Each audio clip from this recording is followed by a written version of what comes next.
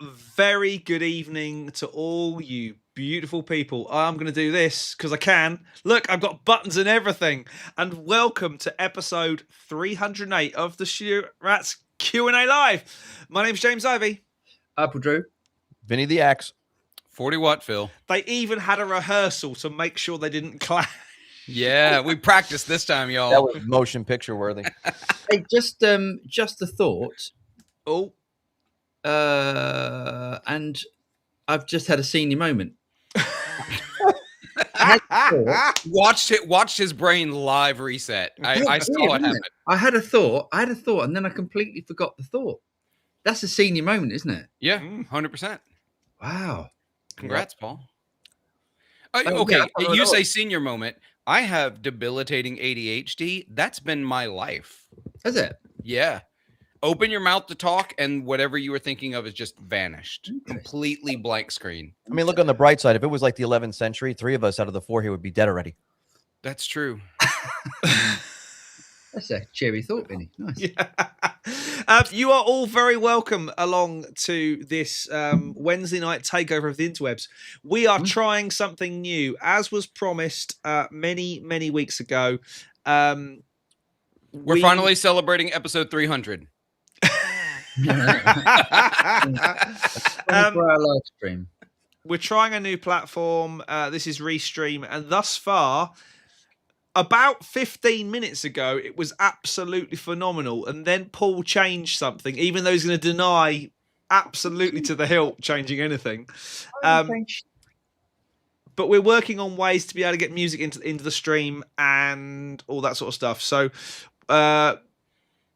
I think we're doing okay for now. I think we're getting there. There's some really cool buttons I can press. Like, please, I'm going to say this now. And then I'll get into it at various points in time. But please like, subscribe, ring that bell to be kept up to date with all things from the Studio Rats. Also, you'll notice that the little QR code there, and I can do this as well. If you are someone who might be feeling the need to do a super chat, and we've said this before, that super chats, we only get, I think it's 55% of it. It's not a great deal. Whereas if you use this QR code, all of it goes to us. So minus PayPal's fees. Minus PayPal's 6% or whatever it is. But it's a damn sight better deal for us in the nicest possible way. And you know that the money that you're sending to us is coming to us, which is all massively appreciated. I was just trying to work out if I know how many people are actually on the stream, but I can see there's currently 60 of you. So hello. We should say what the Beers for the Boys is. Yes, please do. Go on. Enlighten the world. The Beers for the Boys is someone scanned the QR code. It tells you. That's awesome. That's so cool. So the Beers for the Boys is the funding for the night out at NAMM for the 4 of us. So it's a few beers on the night out at NAMM. So we're saving for that. Because NAMM beers are expensive. Last year we learned. Oh my God. Yeah. When I got into the finance office to buy that hot dog, oh my God. It was like 9% interest. So yeah, we're trying this platform. I think thus far, so up until about 20 minutes ago, I thought it was the greatest thing in the history of the world. But actually, interestingly, can you, the viewer, see that someone scanned the QR code? Let us know, because that'd be really interesting. I'll stop the ticker because it's annoying even me now. If it were just a little slower. Hang on, I can do that. I can Slow do it that. down. Hang on. Speed. You should put random things in there, like a recipe. No. Or like a pound cake or something. We should set it up so that it live streams whatever stupid thing the Fender CEO has said this week. Like as he says it, it's like it's like a stock ticker. So there's a couple of things we don't get now, and I've been thinking about this as we go through. Boys, the fact is we now just have to get through all the questions because we don't know if someone super chats or if they've donated. Yeah. Yes, But- we do need to do that. But in the grand scheme of things, we get through 99% of the time. We get through everyone's questions anyway, Yeah, we do. Yeah. so that's not a major problem. It looks like they could see it. By the way, that's what Oh, they're they saying. can. Oh, that's Cool. cool. That's awesome. Great. So, in advance from the four of us, thank you very much for anyone who scans the QR code and donates to a night of drunken debauchery, or a couple of Chinzanos, as someone said a couple of weeks ago. But Mr. Drew, Yes. what have you been up to? Oh, there's been a couple of things. So you came over last week. Was that Wednesday or Thursday? Wednesday, and we That was shot a couple of three amazing videos. Hey, so James has left this thing with me. Oh, he's never getting that back. Oh, that's nice. That thing, we like that. That's It's- really good. It's a bit good, isn't it? Yeah, really impressed with that. That's yeah. What do they go for in the States? No, which model is that precisely? It's the JMP 2203. Let's see. There is one currently for sale at Guitar Center for $2,199. That's an 81. That's Yep. all right. That's about the same sort of price. Yeah. I mean, no, actually, that's cheaper. Yeah. Look Yeah. at that. Guaranteed to beat it at your house in 7 pieces. That is quite well. That's why I am friends with the operations manager at my nearest Guitar Center, and I Right. have junk shipped there and have him open it himself. So I know, but it never gets to my house if it's something big like an amp. Yeah, yeah. Right. Good idea. Good idea. So yeah, we did that, and then the Bad Cat Mod Shop Cub 15 got released on Yep. And quite Thursday. frankly, the most surprising video of the year thus far went out on Saturday, when we don't normally put videos out. Wait, this is supposed to be what I did this week. Well, I edited it. I know, but you're it's true. This is true. So yes, go on. You can say. No, I mean the most surprising video of the year was the Head Rush update. Head Rush with Nam. It's good. The beating other folks to the punch. That's the name of the game. Yeah. I watched a. Sorry, Paul. I know this is your week. I watched a John Cordy video this week, and he said, "I wonder why no one else has done it." And I was thinking, because everyone else is mega invested into their own platform. Mm-hmm. Everyone's invested into their own platform. There's no way Neural are going to turn around and Neural DSP. This is are going to turn around and put Nam on their platform because they're so heavily invested in their own capture tech. And I see. He means like he wonders why other companies that also have capture. Yeah. So, but basically, he was saying in his video, he said, "Why have Mua and Sonny Cake and the Far Eastern brands jumped on it, and no one else has?" So, well, because they're so invested in their own platform. Well, no, but there's Anagram. Anagram has done it. Yep. Hold on. Oh, He's here. invasion. He's here. Okay, turn the amps down. Yeah. His ears are drooped down. He must be being abused. Oh yeah, he's getting. Yeah. He hates it in here. That's why he keeps coming in here. So anyway, sorry, Paul. Yes, we did put that out as well. Yes. He's spoiled my flow now. I Sorry. don't know. I think that's about it, really, isn't it? That's yeah. Been And then the Marshall video on Monday, Tuesday, Monday. that Marshall's really good. Marshall's really good. I'm really pleased, actually. I think the amps that I've got here at the moment, that especially with the Cub 15, that Cub 15 is awesome. I think I think I'd just take that if I was going to do a gig. I have a friend of mine. So technically Wednesday, when we talked about it last week, it was they had announced it, but everybody else they had told not to talk about it till the next day. Whatever. Yeah, If you're going to announce it, why are you making everybody else wait? yeah. But a buddy of mine picked one up that day. The shop he got it from, which I will not name, let him pick it up a day early. Oh, Wow. Because Bad Cat had already put their video out. yeah. And so he asked about it, and they were like, here you go. You know, so he loves it. Yeah. So What's not to love, Yeah. as they say. oh, people are complaining it's a PCB amp and it's who cares? It sounds great. I mean, and I can sort of see what people's it is expensive for Uh-huh. a PCB amp, But it is. but it's great. It's I mean, Deluxe Reverb the reissue as a PCB amp, and it is how much it is. Yeah, Mm. it's true. And it's by Fender, and no one buys their stuff anymore. No, I mean they definitely don't overcharge just for it to say Fender on the tin there. Yeah. Oh, it's a fantastic sounding amp. So Yeah. very pleased. Cool. Phil, what has your week entailed? Oh, so back on the horse with podcasts. I've got an episode coming out this Friday with Ken Haas from Reverend Guitars. Awesome. That is a man who brooks no bullshit. Oh yeah. He tells it like it is, and I love that about him. Yeah. It was one of the most unhinged fun episodes that I've recorded. The Patreon got even more fun, and I feel like it makes sense that Greg Koch is one of their artists, because I bet those two in a room, there's no space for anyone else, physically or verbally. Right. So that's coming out, and I've got a bunch of new stuff I'm tinkering with. I've actually been doing some pedal trading lately rather than buying, letting some stuff go. I did sell some stuff, but I'll go rapid fire here. I picked up one of these from Jesse over at 29 Pedals. Nice. Because I wanted to know if it's actually as good as everybody says it is, right? Yes, it's like that's a bit like a BBE. Yeah, so it's a buffer, but it's got some EQ capabilities as well. And I have noticed some signal loss lately in the way I'm running things, and so I was like, okay, let me see if it's worth it. I don't know if it's magic. I don't know if it's better than any other buffer, but I know that I like the sound of my guitar with this on it way more than I like the sound of my guitar without it. And that's even going direct into the amp. Awesome. So I talked about the Deco last week. So I also picked this up. This thing scares me. What the hell is that?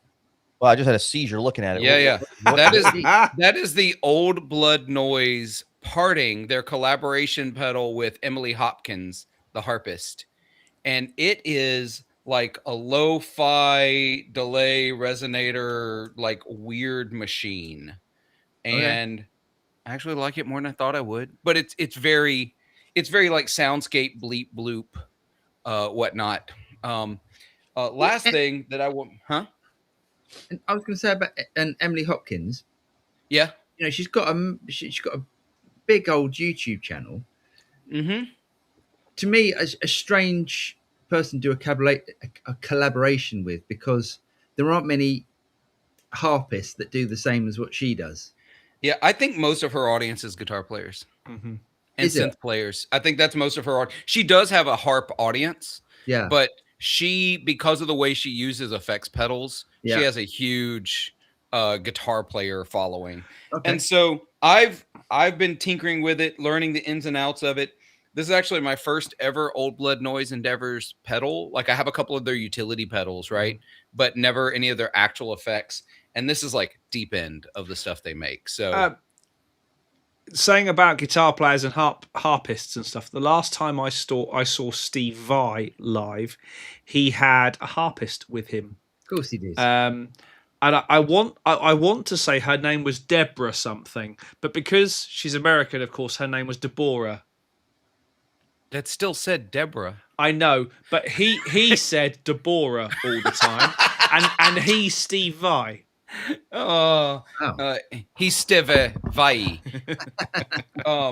But yeah, so last thing though, of the new stuff I'm tinkering with, we talked about when I bought the Chase Bliss Big Time, $1,000 delay pedal, ludicrous. I fully expected it to be like a studio thing, and I would never want to put it on a pedal board. Well, I've been tinkering with it. And it's the best freaking sounding delay I've ever heard. You could have bought a Mercedes G-Wagon. Real close. At least a used one. At least a used one. But I had zero intentions of ever trying to put it on a gigging pedal board. That's out the window. I can't not put it on a pedal board. Oh, nice. So I've got some gigs in September and October. I'm trying to figure out how to get it on a board. And I actually need a MIDI controller because I have multiple settings and I want to be able to get to them quickly. So, wow, love it. The only blues guitar player with a MIDI controller. Yeah, probably, almost certainly. Vinny, what you been up to? Well, first of all, to go off the Deborah thing, and, years ago when I was in training, we got this new employee on the range, and her name was Karen.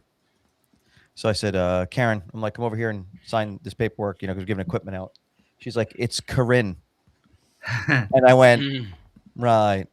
I was like, come over here and sign this to get your stuff. I never would call her that. It was annoying.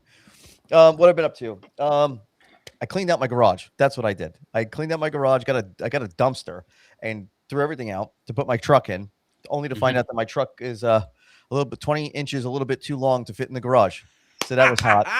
20 inches, that's not a little bit. Yeah. So so point of fact, measure the vehicle first. That could be cool.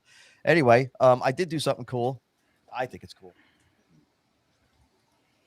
That's 50 centimeters for you folks in the UK. So I took my Mike Zito K-line and I put in the Dave Murray set in this bad boy. Right. This is perfect for this guitar. This guitar is jumbo frets. Not that it didn't work in the Fender Custom Shop, but that was a hardtail. This has got a trem, and it's a Wilkinson one. So this one stays in tune extremely well. And the guitar is just like a rock machine now. It sounds so good. And this neck pickup, this hot rail in here, the notes sustain for like ever. It sounds amazing. So I can't wait to do a video on this one just so everybody could just hear it. Listen to this. Listen to this. Don't touch it. No, just listen to this. Why did you go for the white? Because the other one's the Pearloid one that it comes with. And I'm not a Pearloid guy. So I picked the white version. Now I could go buy any 3 single coil pickguard and put it on here. I just didn't decide on it. This was just preloaded. Yeah. I actually had to do a little bit of fitting around the trim. Yeah, it was a little too tight, so I kind of took my time and just filed it nice and got it to fit extremely well, actually. Nice. Yeah, really nice. Yeah, no, that looks good. Do be prepared for the cease and desist to arrive, though. Let them come. So I'm gonna tell you the idea for NAMM that somebody pitched to me. I won't throw this person under the bus and say who suggested it, but I think it's brilliant, and I'm not doing it. I can't do it because I'm in a house sponsored by Sweetwater, and they are a Fender dealer. But they said, someone, I'm throwing this out there, anyone listening, anyone watching, please do this. Go to NAMM, dress as Bud Cole, and just pass out random cease and desist orders to boot. Or like, this guitar has 6 strings, cease and desist. I'll do it. I'll do it. This guitar has 1/4-inch jacks, cease and desist. I made $1.25 on my channel this month. I'll do it. I got nothing. I got nothing to lose. I think it would do great. I can't do it. I can't be. I just got to get the wig with the ponytail thing. I tell you what, that would be great. That would make a channel. That would totally that is shorts make a and channel. Instagram content all over the place. Especially, I would pay someone. I would give someone money because Fender probably won't have a booth, but Cole probably won't be there. But they're gonna do some kind of thing like they did last year, right? They did the custom shop showing with all the dealers and whatnot. Go there and be like, these copies are way too close. Cease and desist. Yeah, that would be really fun. Oh, I want it. I want it, but I can't do it. I can't be the one. I'll probably get hit. And trespass that. I could see Nick Huber not recognizing me and then like burning a cigarette in my forehead. Give him one thing. This is how you get banned from NAMM, by the way. Yeah. He's off again. I mean, I'd love to. He's digging. Look, see, he doesn't agree with your political stances, Paul. Oh no. What is the hell is going on? Diggy, stop it. Hey. All right. What have you been up to, James? Do you know what? I don't know. I spent most of this week between child wrangling because it's the holidays and that's what we have to do, and editing a million videos. We've started a new the 3 Audio Amigos thing that I'm doing on the other channel, Jivey Talks Tech. It's going okay. It could be better, but it could be worse. But we're doing trying to get a bit nerdy and do some compressor shootouts and stuff, which is going okay. It's going well. Yeah, nice. The mixing stuff we're doing is going really well. and there's loads of other stuff coming, and I basically want it to be the audio equivalent of Top Gear is what I'm aiming for. I feel like the audience for a bunch of compressor shootout videos there are a lot of pocket protectors in that crowd. It's like watching a mime spelling bee. I just came out of left field with that. Oh my god! I love it. The problem is, and this is the problem with anything when you go too far down a rabbit hole, is that every nuance YouTube's compression is there to smack you in the face and destroy it. So we've had to be very careful to get it done properly, and we're desperately trying to avoid that. Oh, there is a difference between the left compressor and the right. Oh, those. But yeah, we're fighting our way around that. But other than that, yes, all is going well. I've got 2 days of shooting this week. So tomorrow and Friday I'm shooting with the boys. So loads more stuff coming.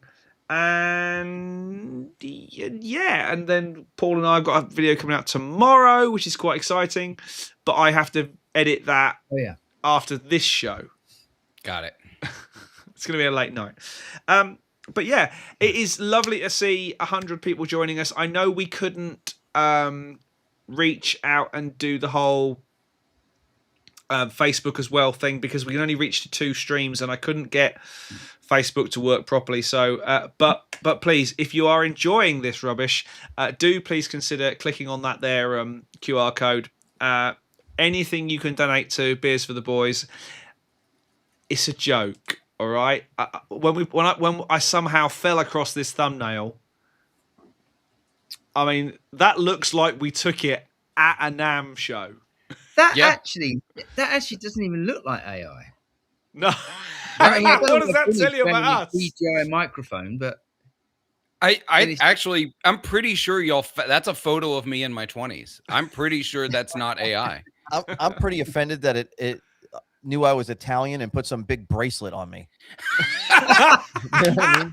Vinny, it looked so natural. I couldn't convince myself you don't wear a bracelet. I to be don't. honest. I love the way it's half gold and half silver as well. It's almost like he couldn't afford the whole. Yeah, it's gold plated, bro. Gold plated. Yeah. And James, in jivey fashion, still has headphones on. Yeah. Right, should we do some questions? Yes. Yeah, let's do that. We'll do our very best to get through them all because we can, and we will. Oh, Marcus says, greetings from Australia. Greetings, Marcus. Matt Nagy says, good day from Bermondsey. Loved your JMP 2203 video. I have 9 JMPs. Wow. Wow. From 1969 to 1980. All one-trick ponies. All gold medal winners. The basket weave cab rolls off those ice pick highs completely. Nice. Very nice. Oh. Wow. Nice. I'm jealous. Mr. Brose, he said, Jivey, if Eric Johnson went across England and you didn't go, you're to be penalised 20 points and should feel shame. I do. I feel utter shame. The only thing that I feel redeems those 20 points is that you know full well the entire audience would have been guitar players wanting to analyse his pedal board as opposed to just standing there and listening to the music and enjoying it. Oh, I think they'd have done that as well. But yeah, there'd definitely be some pedal boards. Oh, look, he's got a 1978 version of that pedal. I make the joke I tell non-guitarists that you can always find the guitarist at a show because they're either at the front of the stage looking over at the guitar player's pedal board, or they're in the back of the room leaning against a wall with their arms crossed, judging it. Yeah. Or they're next to the drummer at the bar. Oh, that too. Knowing the drummer's supposed to be on stage. The thing is, you could, as a muso at a gig, obviously Eric Johnson gets it everywhere, but as a muso at a gig, you can always tell when there's musos in the room, can't you? Mm-hmm. You just can. Every single time. They're like that. They go, I don't care. You're not impressing me. Yeah. I saw him live at a House of Blues like a few decades ago, probably 2.5 decades ago or so. And his pedal board looks like it fell out of a yard sale. It's all just like horrible looking as far as like an OCD person would stare at it. Anyway, held together by gaffer tape, and yeah, he had his full rig though. He sounded killer, but a couple of times he was having like a short problem. There was something wrong with one of the wires, and he was getting pissed off. He was fighting with the cords on the floor, and I'm like, man, it's cool having all that old stuff, but his pedal board always looks like some 10th grade mixed media arts and crafts project, because you've got like half the pedals are up on stilts and some of them are at a wonky angle and some of them are spaced a certain way. I'm like, I have to trust his ears because his tone is immaculate. I have to just trust he knows what he's doing. Yeah. Yeah. Okay, live. Evening to all of you. I love the Angus JMP 2203 aircon device. Thanks, mate. Evening back. It's a monster amp, that. Mm-hmm. Yeah. Hey! Lee says hello from sunny Hampshire. Too sunny. We need some rain. We had genuinely yesterday, as I went to get the kids from Holiday Club, we walked out of the primary school just down there where it's held, and it absolutely obliterated us for 10 minutes. Oh, lucky. Then stopped, and 10 minutes later it looked like it hadn't rained. Did you say Hampshire? He did say Hampshire. I think I was being ironic. Oh, okay, just checking because even here in the U.S. we say Hampshire. Yeah, I was gonna give up at that point. Like I don't want to hear it no more. 3, 2. I live in Hampshire. So. 3, 2, 1. Willie. Good man. Willie's in early. Drink Trev. You should never say that ever again. Yeah. Hello, Trav. Hope you're well. Premature Willie, is that what it is? Okay, like, look at all those thirsty people. It's true. It is very true. Thirsty. Vice Trucci. Hello, gents. Hope all is well from sunny Nashville. I welcome the work diversion more than you know, so thanks in advance. Cheers, mate. I did not know you were in Nashville, Vice Trucci. We need to catch up. I'm in Nashville a lot. I'm going there 3 times in October. Nice. So Senator for Wheelchair, he says, the JMP 2203 was very inspiring. If you were to only have one Marshall head, which would you choose? Looking to fulfill a boyhood full stack dream. Full stack. F the neighbors. Wow. I mean, probably that. It would be the dual channel 2210. Is that the JCM 800 that I've got? Y'all know the numbers. I don't. I can just tell you. JCM 800, the 2-channel one. It was one of the last ones before they went to 900. I love that amp. I love that amp with all the passion in the world. If any Marshall, I mean, I love the Plexi. I love a JTM 45. You know what? For me, if I could have any, even though I have in fact, I have tubes waiting for me right outside to retube my Plexi there. Nice. I did trade out that cab this week. I traded for a slanted cab versus a straight cab because I like a slanted cab better. Me too. Love it. And so it's still the same speakers, 30 watts greenbacks, but I think just because I've always wanted one and I've never had one, I'd want a legit original Blues Breaker combo. I just so loud. You listen to y'all with your Plexis and your JCM 800s complaining about loud. The Blues Breaker's only 30 watts. I know, but you've got to turn it up. You've got to turn that yeah. thing. Yeah. I recorded a band and the guitar player played straight into 2 of them. And he put a plexiglass shield around it and wondered why it was still too loud. And I was like, oh, you didn't use that acoustic plexiglass. That's the stuff you should eat. Yeah. You could put that thing inside a 6-inch concrete bunker and it'd still be too loud. Maybe it's an unpopular opinion. You don't get a Marshall because you want to be quiet. Yeah. I actually. What about a Jubilee? The Jubilee do look cool. They do look cool, don't they? Talk about a one-trick pony. Oh, Jubilee's got a good clean channel. It's got a clean channel. 2210 is the. I was right. It's the JCM 800 2210. Anyway. A 2210 is like real close to the next step to a Jubilee. I mean, Yeah. you're not a stone's throw. It's a modded JCM 800 is all a Jubilee is. So Because you went 800, Jubilee, 900. Yeah, effectively. I would rather just have a JCM 800.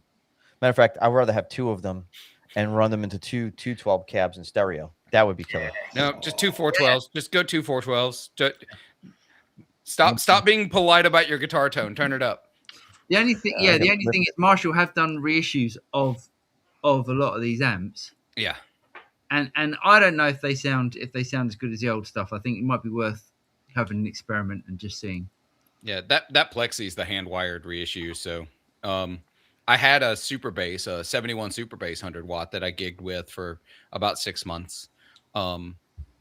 Different amp, but I'd say they're pretty similar. Yeah, nice. So good.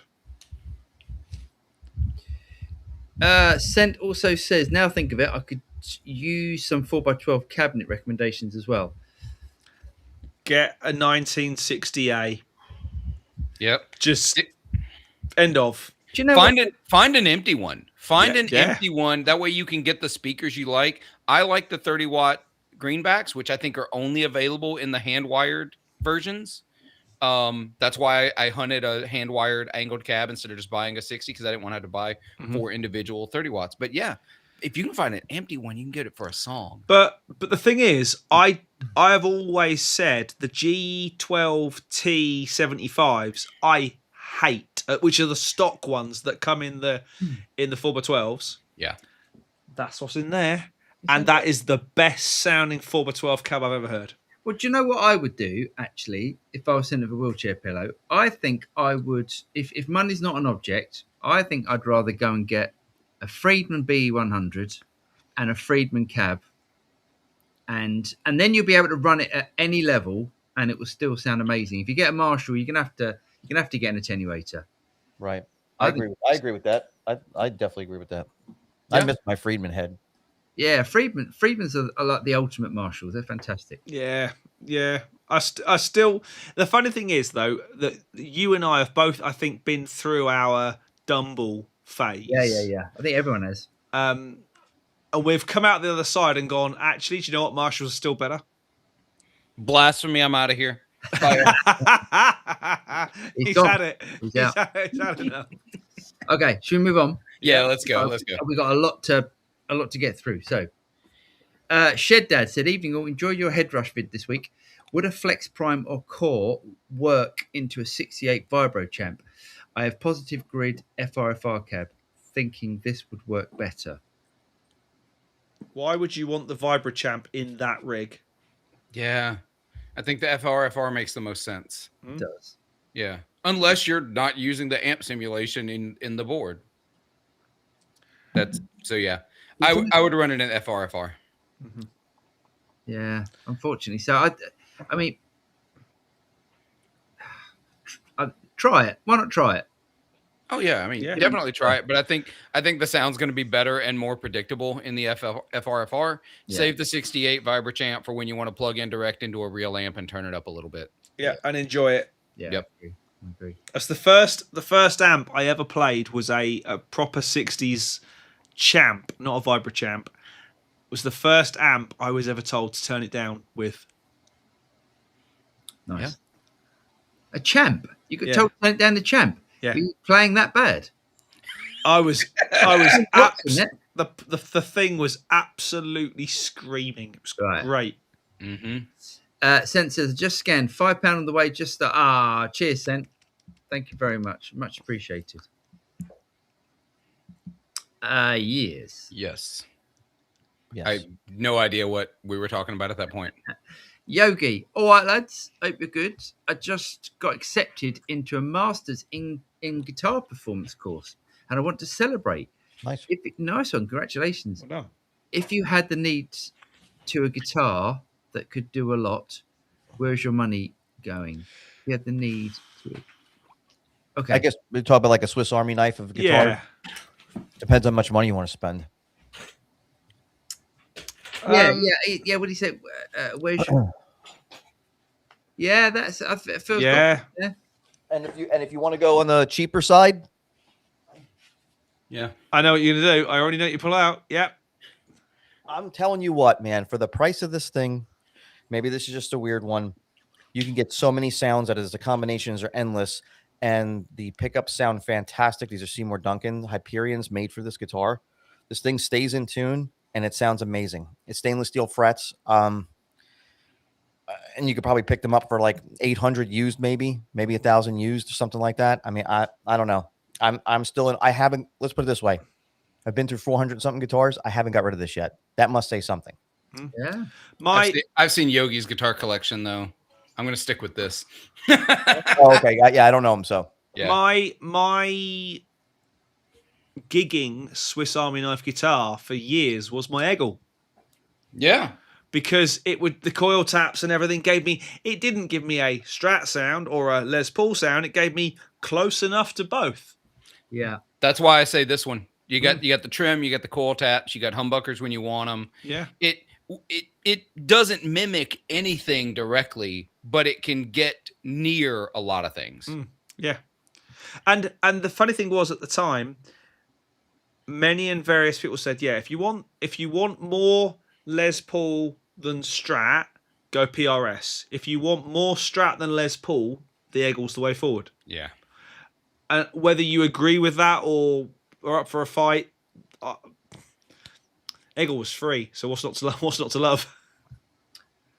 I would say just buy what you think is you're going to be the best player on and what's most comfortable to you. Yeah. I mean, hell, I've watched Alan Holsworth back from 70s footage playing an SG, killing it on that, which you wouldn't even think, right? So, yeah. I want to show you the guitar that I've got my eyes on. Oh, and that's what Searching for Tone was saying. He could see the scans. Got it. Yes. Okay. Yeah. That's it. Yeah.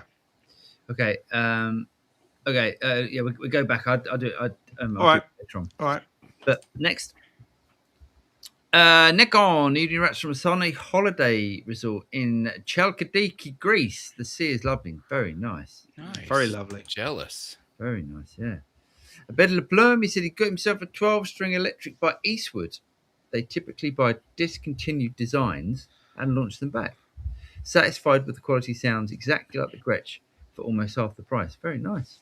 Great. Yeah, they make some cool stuff. They do a Hound Dog Taylor that I want real bad. Nice. I never tried one. Hey. Al. Al. What What's up, up, Al? Al? Evening, Al. Evening, all. Says JP. Evening, JP. Okay, live. QR code does not work on my phone. What the hell? He says later he got it to work. Hey. Yeah, so we can go on down. He got it to work. Okay. Thank you very much. Anyone that's donated, much appreciated. Yeah. Johnny, he said, evening, guys. I hope you're all well. Check out Eric Bogosian, Under Siege 2 movie with Legal. Under Siege 2 movie with Legal. He bears a stark resemblance to one of the Studio Rats panel. Almost He meant with Seagal.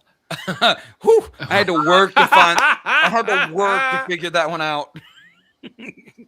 Eric My brain started to smoke. Bogosian. Yeah.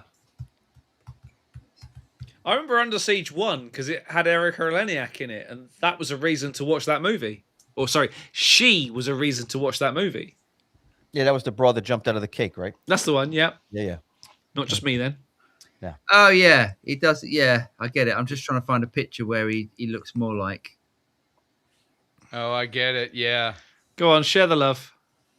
Well, we'll have to go with that one. It's like hold on. I'll share. Hold on. Y'all figure out which rat he looks like. It's like a better looking version of. I'm sure that's not hard with any of us. No, that's a low bar. Yeah. It's like a better. Let's have a look. Let me get some more. Especially in the movie. There we go. When he was, yeah. Got that. Look at got that. same sort of fro as James. Right. Hey, should I show you this guitar? Yeah. Oh, hello. Oh yeah. See, that's what I'm thinking. I'm thinking a Shabat That's the bat. Lion Deluxe. So, like, like That's no, that's fine. That's fine. A good. It's Pick. like one of those 4-pot tellies. I like the one with the reverse headstock was dope. Oh, I didn't see that. Go back to Okay. keep going right there. That one, yeah. Yeah. Yeah, that's nice. I like that. Yeah. I like my Shabbat. I think it's really good. I haven't sold that either. It's nice. Right. Let's get back to it. Coming back in shops sharings. There we go. There we go. Boom. Vice Search Trucci says scanned and £10 on the way for you, gents. Wow, thanks, mate. Belated congratulations on 300 and beyond. Cheers, Vice Search Trucci. Thank you, mate. Thanks, Brian. Exchange rate, that's a couple of beers. Well, Not now, it ain't.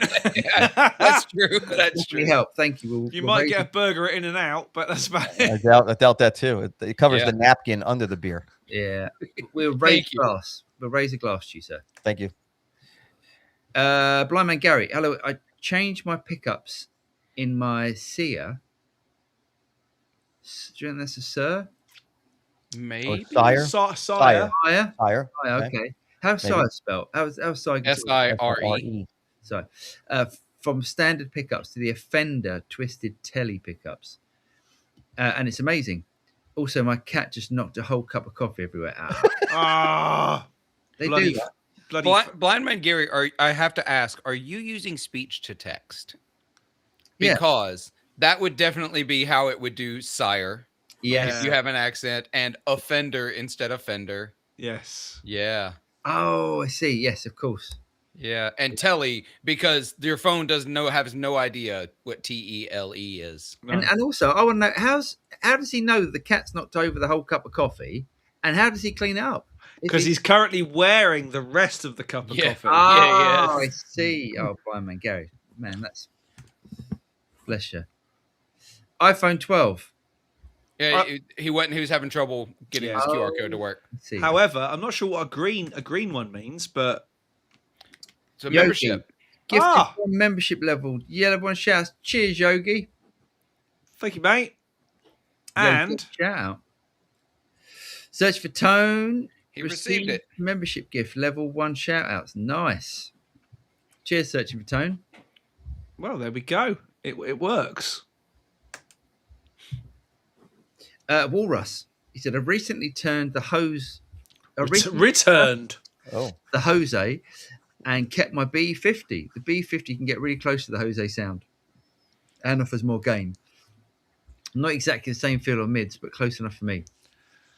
Yeah, I had the 50. That was a great amp. yeah. I'm guessing you got the B50 Deluxe. Yeah, that's what I Yeah. had. It's Yeah. great. Yeah. Shouldn't have sold it. Nice.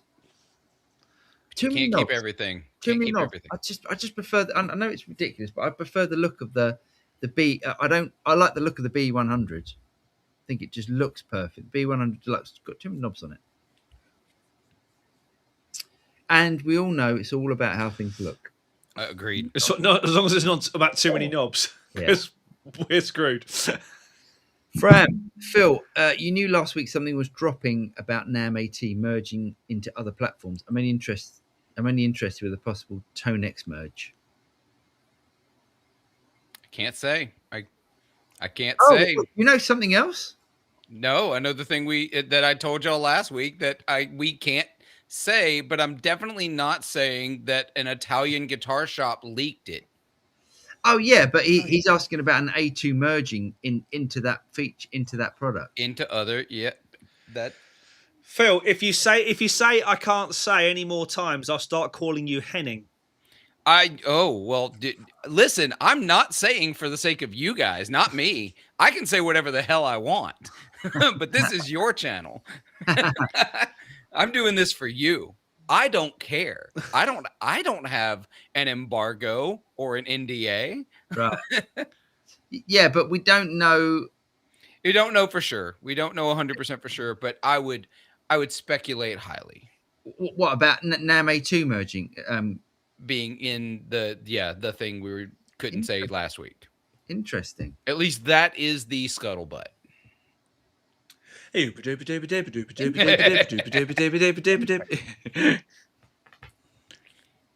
Moving on. Thank you, Yogi. Yep. Thank you, Searching. Walrus. Also, AI music is not the future of music. There's going to be a huge rebellion in my younger son's generation about going back to real life. Well, thank you, Lordy. That's all I can. I think it'll still be in our generation. I don't think we have to worry too much about AI music ever being widely adopted. I just think that the Diodario, however you want to pronounce it, debacle aside, it has a place, but that place is not replacing people. No. As a tutorial, as a guide, as an aid, it is fantastic, and I'm going to be very unpopular with that sort of sentiment.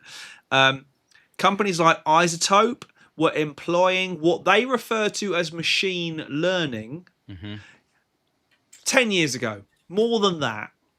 But because it was referred to as machine learning, not AI, nobody batted an eyelid. Now there's, everyone's using AI. No, AI is not bad. It is how it is employed and how it is used that is, per se, bad. AI is doing some amazing things for us in the world. Some musicians are using it inappropriately for what the mainstream feel. That's all. Yeah. I'll tell you what, AI is fantastic for like little things that just make your life easier. Like when I was going on my trip to Norway, I really just told it where I was going, that I was going to multiple different locations with different geographical climates. I was going for this many days in this section, this many days in this section, right? Blah, blah, blah. What do I need to pack? And it gave me a rundown of how many sweaters, a rain jacket. It told me everything like a packing list. It was awesome. That's such a valid use of AI, though. Yeah. That is valid usage.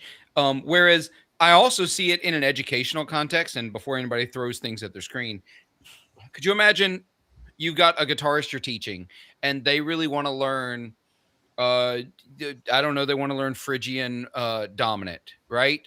And you could very quickly work up a backing track instead of having to have a backlog of backing tracks. It's like, hey, here's a basic generic chord progression over a Phrygian dominant works over, so you can practice this over. Here's what it sounds like. And suddenly that's a valid educational use of even AI music. But as far as music as an art, I don't see a future for AI music. You just gotta be careful with it. Like the other day, I found something in the driveway. It was a round piece of metal, like a wired piece of metal, round, like about 13, 14 inches in diameter. So I'm like, what the hell is this thing? And it looked like something from a hubcap. So I texted my daughter. I'm like, hey, did you lose a hubcap? She's like, I don't have hubcaps. I'm like, okay, right? It's so not like, 1973, Dad. Right. So I'm like, okay. So I'm looking at this wire ring and I'm like, okay, so you know what? I'm like, I'm going to use AI. So I take a picture of it. Okay, identify this for me. So it asks me, you know, what I think the diameter is. I measured it. I tell it, right. It says, oh, it could be a ring from a microwave. So I'm like, moron, it's made out of metal. How's it going to go in a microwave? It went, good catch. This is what Reddit is for. There's an entire subreddit called What Is This? Yeah. You post your picture, you get 2 people giving you the right answer, and you get 2,000 people making you laugh. It's perfect. I went back to my old detective days and went back outside and did a search and found a hubcap in my front yard. So it was a retainer for a hubcap. Somebody lost it. Love it. It was funny. Anyway. Mr. Basundas, he says, back to life, back to reality. Yeah. Oh, come on. You can't say that without going, back to life. I think that's very country specific. I don't think the Americans would know that. Yeah, song. I don't know. What? Back to reality. No. Wow. No. You guys really listen to your own thing over there, don't you? Mm-hmm. Yeah. we already did that. He posted it twice. Oh, great. Oh, yeah. He Sorry, fixed his spelling errors. Yeah. Graham, he said, evening, rats and everybody. Evening, Graham. Hope you're well. Just real quick, I think it's fun for me actually figuring out what autocorrect has changed the thing you said to say. You like it? It reminds me of figuring out the slant rhyme that you have in the UK, like trying to understand what you're saying. I used to be really good back when my mom had a flip phone and she was like typing the numbers to make the words. Yeah. I got really good at figuring out what she meant. It's like a little brain puzzle. So this is just a modern version of that. Right, there's some chat amongst themselves. Yeah. Boom. Chileno, Vinny looks like he just got home from his job teaching maths to prisoners. He's Got his specs around his neck. Yeah, well, it is teacher planning week, so that's where I'm at. And this is my Jay Leno garage shirt and or my Michael Douglas falling down outfit. Oh yeah. Yeah. Yeah, whatever. Good one though, bro. Nekon, Martin or Taylor? Martin. Taylor. But Gibson, if I have the choice. I would say I haven't got a Martin. I've got a Taylor, but I would go Martin. It's the classic, isn't it? Yeah. I have opinions about the tone of Taylor guitars in general. Yeah. I don't know. I Yeah. saw that Driftwood episode where they cut a bunch of those Martins open and the center cross bracings held together by like masking tape. Of course it is. And it's not even the two wood pieces are not even like touching each other in there. So that's when I was going to look for an acoustic, which I'm not an acoustic guy, and I bought the Taylor instead because I saw that and I was just like, that looks like some junk. Taylors play better. Taylors maybe made better, but they don't sound as good. I used to make the joke that there's a reason that all the worship guitarists play Taylor guitars because they don't actually want to be heard. And tell me, Phil, and you're hoping to get the invitation to the Taylor Drinks event at now? I have said this for decades, and I still get the invite. I don't understand it. Look, I will say that the gold label ones they did that are more like Martin and Gibson inspired sound good. But the typical Taylor is they voice them to be very high end. They don't have a lot of mid projection. They definitely don't have a lot of low end. Now, this is an overgeneralization. Different woods, different materials can sound different. But in general, that's the sound. It's almost like that sound of, you know, the old the country trick where they put the dollars in the strings to get an almost snare sound when they strum it. Mm-hmm. That's what they sound like to me. Yeah.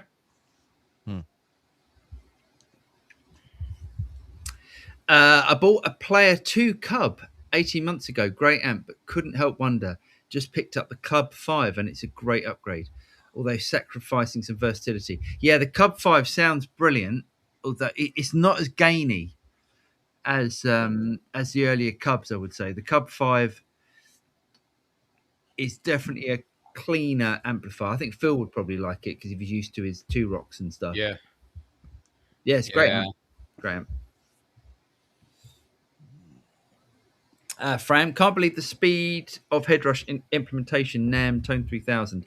I think this is so amazing. There'll be no new sales of products without NAMM Tone 3000 in the product. Yeah. It'd be interesting to see. I'd love to. Maybe I'll ask Lee Anderton, like what's selling at the moment, because they're selling a lot of modelers at the moment. Because what we do, we give them, with Anderton's, we give a £20 pack voucher for free, and they've got through. We gave them 1,000 vouchers. Not that long ago. What, a month and a half? Yeah, a month and a half ago, and they're out of 1,000. So you can imagine how many modelers they're selling, and it'd be interesting to know how many. You know what modelers? I imagine it's going to be NAMM. Yeah. But, you know, like, will Tonex implement NAMM? Will Cortex implement NAMM? Anyone who has spent serious R&D dollars on their own capture platform, I don't see it happening. Because... But the Headrush. But Headrush is coming off the back of something else. Not only is it coming off the back of 11 Rack many, many, many moons ago, it's coming off the back of PV Revolver. Oh, God. Yeah, well, exactly. So it's not like it's entirely their investment dollars.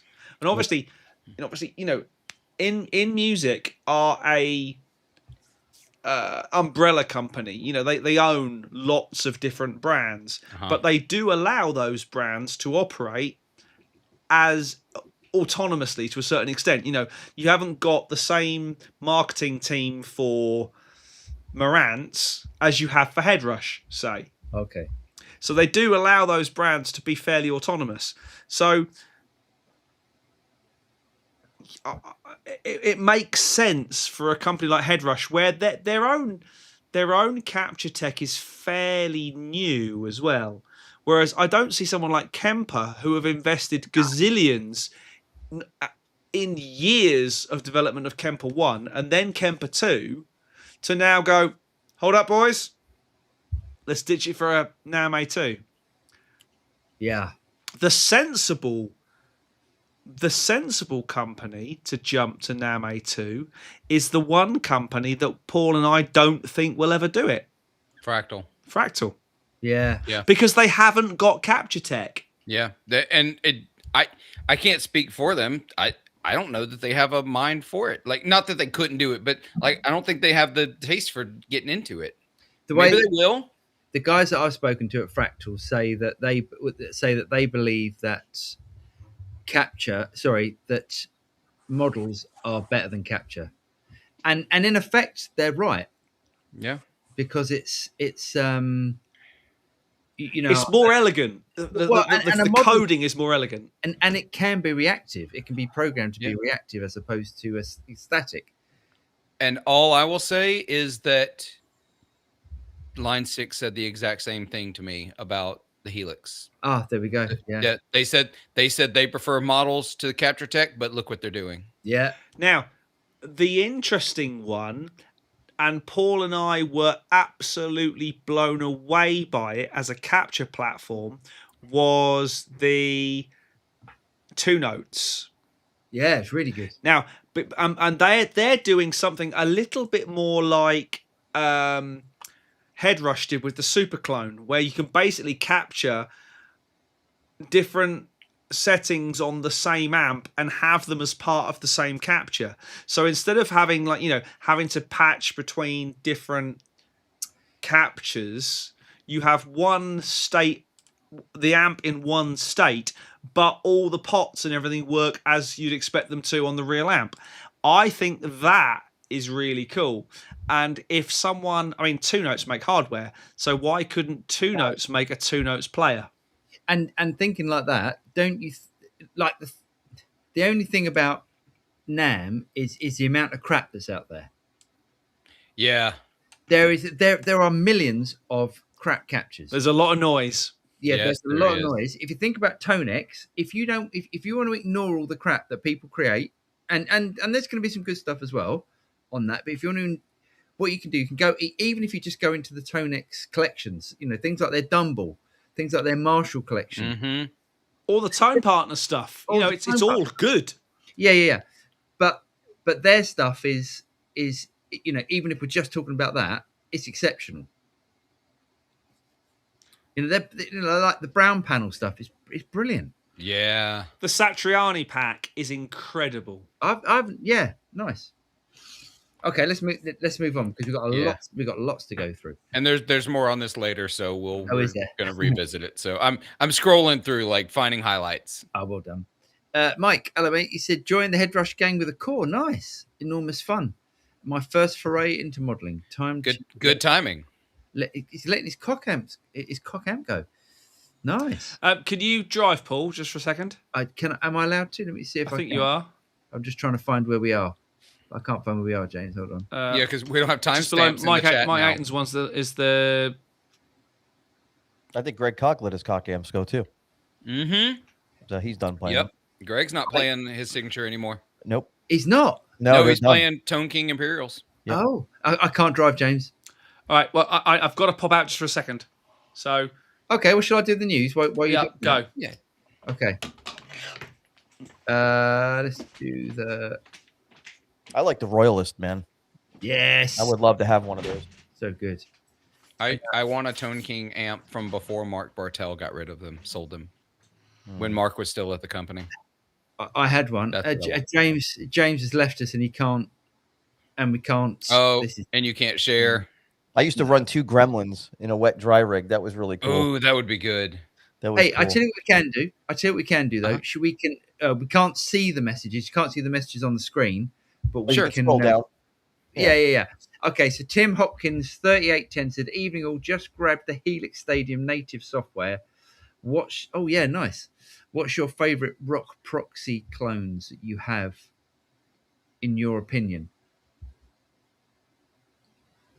I can't remember how many proxy clones I've done, to be honest. I don't think we've done many proxy clones. So, but anyway, I really like the amps, the new amps that they've got, which are the Agora amps. Yeah. I don't think you need to worry about that. I've heard really good things about the Agora amps that they've managed to put in there. Yeah, they're really good, really good. Willie the Big Man says, "Nice. Any roasters in?" I'm trying to think of the Scottish. What is going on about these roasters? No idea. Bloody haggis botherers there. Searching for Tone says, "Mike Ayton, I just grabbed the new X MG50, thinking I should have gone head rush." Have you tried the new X? Yeah. Okay. Yeah, the head rush is definitely the head rush is definitely more. The effects are far more usable in the head rush. Got it. So there's little things about the new X stuff or the Nux stuff is that they've sort of dumbed down the effects. So in the reverb, you might get you'll get reverb time, you get reverb mix, and you'll get maybe pre-delay, but they won't give you like an EQ. They won't give you like an EQ inside the reverb. You can't dial it down, or you don't get a pre-delay. It's that sort of thing that you don't get. Yeah. You'll get all the parameters in that. James, I can't drive anything. All right. I can't even drive that. So if you go, we're down to Walrus Harpist comment. Boom. If we're moving on. Yeah, nice. Harpists are usually beautiful. Oh, there we go. Deborah Henson Conant, by the way, is the harpist that played for Steve Vai. Deborah, sure. Sure. Mr. Saunders says Harpo Marks. Rough. I think talking about people that look like other members of the studio rats. No, come on. There are three people I look like. There's any of you Brits watching will know the BBC Breakfast presenter Charlie State. In my dreams, I several thousand years ago, I looked like Simon Baker, the Mentalist. I think you look like a Simon Phillips stunt double. I look like I wish I played like a Simon Phillips stunt double, but the guy I get all the time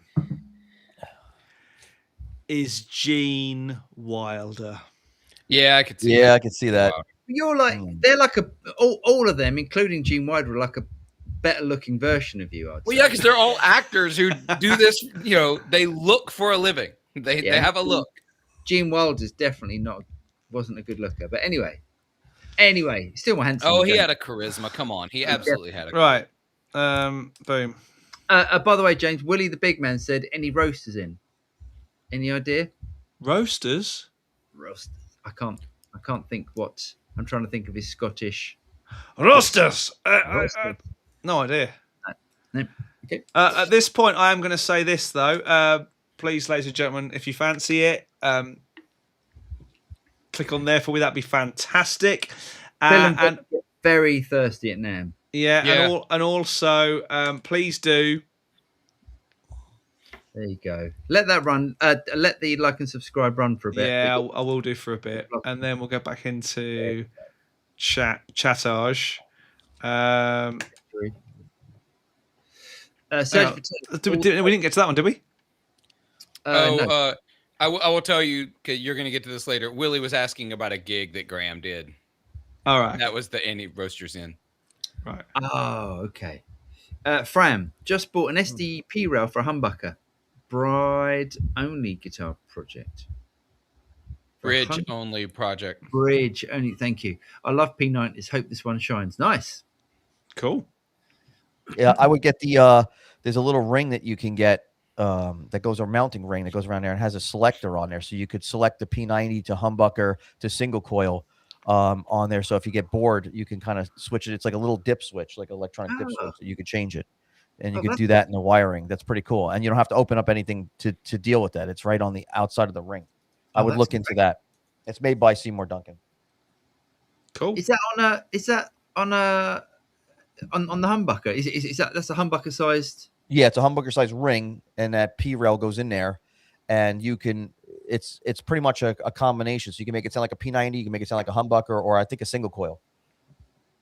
Oh wow! And there's like a little toggle switch. If I recall, I never bought one, Yeah. wired one, but yeah, I remember seeing them. They look rad. yeah. Nice. All the faders to search for tone. Yeah, that too. Sorry for all the nose blowing. I got a cold. Bella Plum, for gear, I don't go for the cheap stuff. I go for the best bang for the buck, and sometimes it's expensive. It would have been interesting to hear Paul review some of the brands gear like Joyo. Yeah, I can get excited about certain stuff. Honestly, I get all the time. I like these companies that say, "Can you review this? Can you review that?" And it's you've got to do stuff that you either think that people want to watch or that you really enjoy doing. And we don't always just do expensive stuff. We do cheap stuff as well. But as the world is telling us, the Head Rush stuff is not that expensive for the bang for the buck you get at the moment. Mm-hmm. So yeah. Willie's chatting to himself or chatting with some other people. So Mike's got into don't do the new X thing. Oh no, sorry, wrong one. Mike, searching for tone. I'm enjoying my Studio Rats Tone King presets. Couldn't possibly comment about new X, but the core is built like a tank. Nice. Yeah.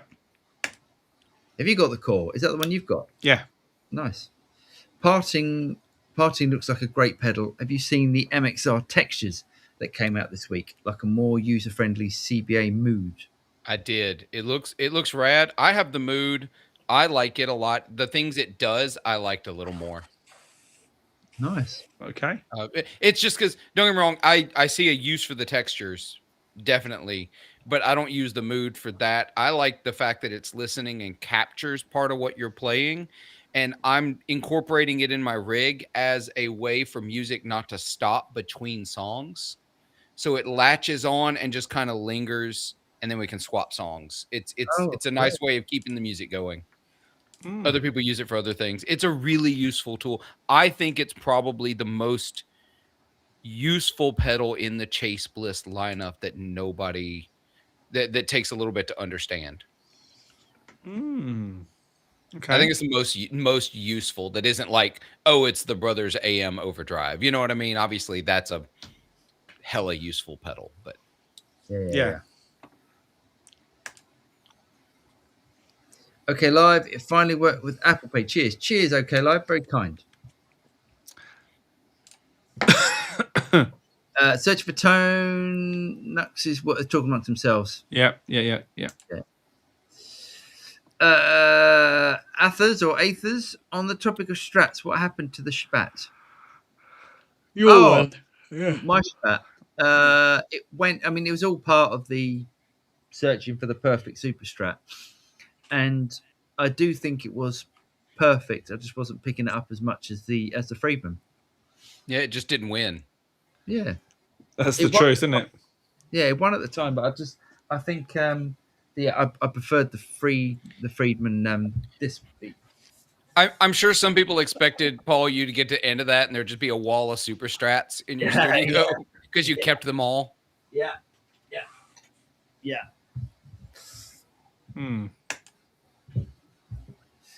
Fram, SD's custom pickup build shop is amazing. I want a Duncan custom SH5 with an Alnico 8, $180. Nice. Yeah, the fact that you can custom order things from the Seymour Duncan shop and get exactly what you want, and I actually have this just sitting on my desk. MJ will wind it for you. Ah, amazing. I met her at NAMM like 2 years ago. She's the one. She's the person who made. I mean, I know Seymour Duncan's name's on it, but it's MJ that winds all the custom shop, all the special order stuff. She is the wizard over at Seymour Duncan. Wow. Did she do the antiquity stuff, or She did the ones for Jeff Beck, and she did the ones for Keith Richards, and that's MJ. So yeah, she does all. I think originally she did all the antiquity stuff until the antiquities became sort of a standard line, and now she's in the custom shop. I remember when the 78 was a custom shop only, and then they made a production run of it. That's a great pickup, man. If anybody's got like a JB in their guitar and they're not happy with that mid-range honk, the 78 solves that whole problem. I like the 78. Nice. Cool. Mr. Saunders, it's funny because Bud won't last till NAMM. I think you're probably right. Yeah, I would say almost definitely. NAMM is a good time for Fender to go. We messed up, and to come out at NAMM and go, here's our new guy. He's nice. You'll like him. He likes guitars. Do they want to deal with another 4.5 months of damage before they say that though? Do you think they'll put him under the bus? Oh, yeah. Do you know anything about corporate? I think the bus is currently swinging, waiting for him to walk under it. Then boom. I don't know. I think if they were going to do something, they would have did something already. No, I mean, no, I don't think so. I think he's got a deal that's tighter than a tight thing in a tight place. That's why they can't get rid of him like that. no. Yeah, that makes. Well, more if Fender sense. gets rid of him and also starts putting trembucker spaced humbuckers in the bridges of their super strats, they might be moving in the right damn direction. Because it'd be nice if the strings line up over the pole pieces. Nah, that wouldn't be. I'm just looking at mine. No, absolutely. It's so annoying. And then the problem is, let's say you want to put a trem spaced humbucker in there from Seymour Duncan to replace it to keep all the same wiring schematic and everything. You're going to play hell getting that humbucker in that hole because it's cut for a non-trembucker. Seymour Duncan's the outer dimensions on a trembucker versus a standard are not the same, unlike the Marzios. The Marzios, whether you get an F space or not, it's the same outer dimensions, not the same with Seymour Duncan. So you have to kind of like custom fit it into that pickguard a little bit, maybe do a little filing to get it to fit right. Otherwise, it's going to be all jacked in there. Wow. I may not know how to play the guitar, but I know a lot about parts. Well, Russ, if I go to NAMM, I will do it. Nice. Dress up like Bud Cole. Yeah, Nice. do it. Especially in a white shirt and a greasy ponytail. Thanks, Walrus, because I don't want to lose my 6 subscribers doing a stunt like that. No, you'll gain 6,000 subscribers. Doing it. Probably. Gee, probably 600,000. Yeah. Jitboy1, why would Sweetwater matter? If you have an issue, don't do business with others that do business with Fender. No, see, that's not how it works. I mean, I'm reading through the conversation y'all are having, and I'm just gonna nip it all in the bud right here. I like Sweetwater. I like the folks at Sweetwater. They're a Fender dealer. I love the folks at Sweetwater. Want to continue working with them. And the last thing I want to do is have a video where I piss off Fender in the same breath that I say this video is sponsored by Sweetwater. that would be a way to get yourself never invited back to that house. That is not how business relationships work. And my relationship with Sweetwater, and in a way, my relationship with Fender are business relationships. But Fender doesn't give me any money, and I wouldn't take their money unless they said I could say what I want. And Sweetwater's never told me I can't say X number of things, but as a professional courtesy, I choose not to hinder or endanger their relationships with their brands because I have issue with Bud Cole. I don't have issue with the other employees working their asses off at Fender. And so that's just how professional relationships work.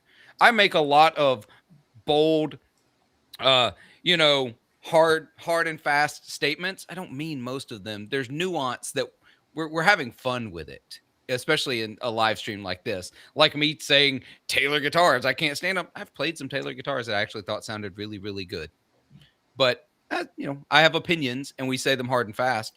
But I paid extra for mine. It's got extra mids. Extra. See, I would pay extra for the mids because they do play better than almost any other acoustic guitar. But it's business relationships, and we want to maintain certain business relationships because Bud Cole isn't going to always be at Fender, and I want Fender to succeed, and so I'm not going to hinder their relationship with other people. The thing that gets me is that say 2 days ago or 2 weeks ago or 3 months ago, that Fender Strat on your wall was a phenomenal guitar. Now, because of a person you have never met's mouth, you hate that guitar, and I think that's bizarre. Yeah, it's my Fender Strat is still an incredible guitar. I talked about that in the video that I did. How people just talk such amazing garbage. Like they'll jump up and defend this hunk of trash right here, right? But like this goes down now, they want to burn all their guitars. Like, come on, man, give me a break. Gotta love it. They're chatting amongst themselves. Willie, here we go. Willie Deborah. He's off the Chili chain. peppers mixed with that compression. That's brilliant. If Ghost Ship, if Adnams is good. arguably one of the best breweries in the country. Hey. If they wanted to sponsor the podcast or the live stream, I'd be well happy with that. The fact it's not McEwen's, I think. Hey, I got a question. Did Fender post anything on any of their social media stuff when Wayne Charvel died? I didn't see anything, but I wouldn't say I was across Fender's social media channels at the moment. Yeah, I'm just wondering if they did or not. I mean, I know that they sold off the company and is all that stuff, but it would have been nice if they would have did something. Being that I don't know, they have a company called Charvel. Yeah, and you know what I mean. I'm just going to put this out there. Butthole. Do you want to do the news? Yeah. And then I'm going to be the one that says we have to move like extra fast when we get back from news. Yeah, okay. I'm just going to say this because I feel I should. Please do hit like, subscribe, all that sort of stuff. Ring the bell, and you really help us out. Well, why don't we have Beers for the Boys sponsoring the news?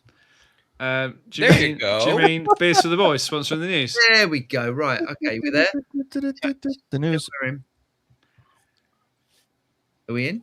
Not yet. No. Maybe you can't do both. You should get the intro for the Muppet News Flash from back in the day. Hi, I'm Troy McClure. We in? No. No. God, this is good. So something about that news, huh, fellas? No news is good news. I was just thinking of no news. Should I stop sharing and share again? Yeah. Sure. Let's share again. Screen. There we go. There it is. That's the scene. There we go. Boom. Yay. Look at that. Is that a Line 6 Spider? It looks like it, doesn't it? No, that's an Ampeg. So this is Helix Stadium native, which I think is quite exciting. Yeah, can't believe they did a plug-in version of their new modeler just like they did with the last one. Yeah. But I think considering the price of the Helix, if you're a bedroom player,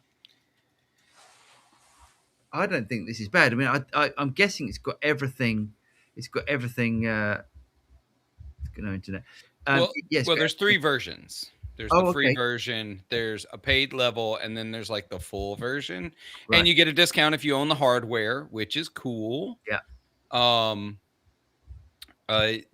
was looking for something in it. I wanted to see if you could do proxy in the plugin.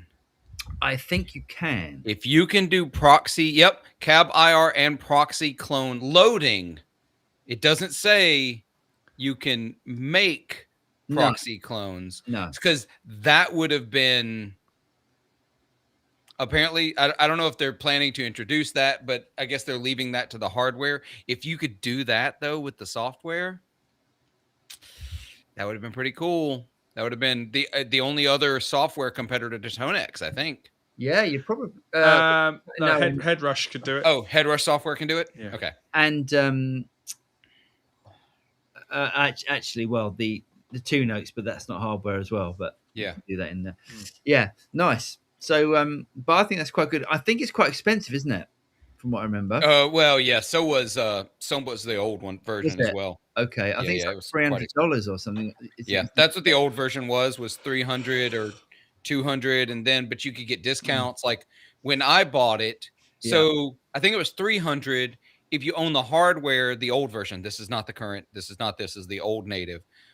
They dropped it down to $99, and then I used the code and I caught it on sale for another 30% off. So I think I bought it for $60. Oh, Right. great. Yeah, so the full license is $399. That's quite a lot, isn't it, for software? If you've got, but there is a free version, and if you've got if you're a previous Helix software user, or if you've got a Stadium, you can get it for $99. Oh, well, then I'll wait for the sale and I'll upgrade for whatever dollars. We talked about this earlier. This is Headrush and Tone 3000. I guess it's that is such progressive thinking from Headrush. That is jumping on a train early, knowing they needed to. Yeah, because when they launched, they were already behind the 8-ball because they came out later than all the others. Yeah. Now they've bypassed. They've taken a faster route to getting ahead. Yeah. And actually, that little Flex Prime, the baby one, for 449 quid, power-wise, they all have the same processing. There is no, you can only run one capture on this and one of that. They are all the same. It's I/O and control that is the varying factor. Interesting. That's really good then. So you can run the same captures on the same patches on the Flex Prime as you can on the Prime or the Core. It's just you control them and you have more options within those other platforms. Yeah. Right. Well, that makes the Flex Prime very, very appealing. Yeah. The Prime's too big. The big one. That's very big, that thing. Yeah. And the other bit of news was the Mod Shop Cub 15 Bad Cat amp, which is absolutely awesome. I like that. Yeah. I always like low watt jams because I don't play out and I don't play loud. So I tend to go towards those, and that looks cool. It does, and you can run it really low. The masters on it are really good. What's the price on it? They're not cheap. It's about $2,200. Yeah, $2,200. Yeah. The head is $2,000 even. Yeah. So yeah, not cheap by any means, but it's Bad Cat. It's a boutique. Very good. That's me done. Cool. I can't kick you out because I can't seem to be able to. But hey, hold on. Now we need to move, don't we? We need to. We do, but we got to see this before we get too far. Hold on, I had to pull up the picture. You got to see this though, because also I'm learning screen share. Will it let me choose? There we go. There you go. Click that. It's grainy, but look, Palin Music Center had a paisley finished Bad Cat Cub modded. That's nice. So yeah, I think that looks super duper rad. Yeah, so they're doing custom finishes on it too. So that's cool. Really nice. Yeah, Yep. I like that a lot. Really Right, let's get back into it. Boom. Yep. Mr. Saunders' new definition of old beer, Budweiser, to sack Bud Cole.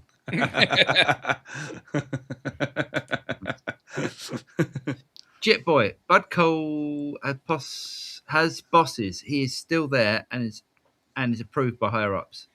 For now, Yeah. Every CEO is approved until they aren't.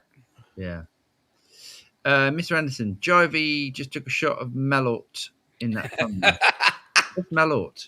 Oh, you haven't had Malort. Okay. I will bring Malort to NAMM. What is it? Oh, is it the cinnamon one? No, it is if you fermented trash into a whiskey, it is what that tastes like. It's a Chicago staple. I'm going to Chicago in 2 weeks. I will grab a couple bottles. Is and it like bring them in. Jaeger? No.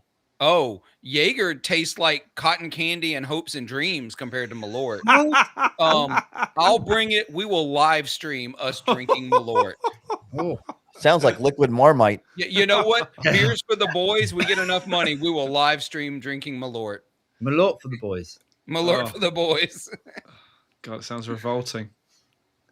Good day, all from Hod. Good day, Hod. All right, mate.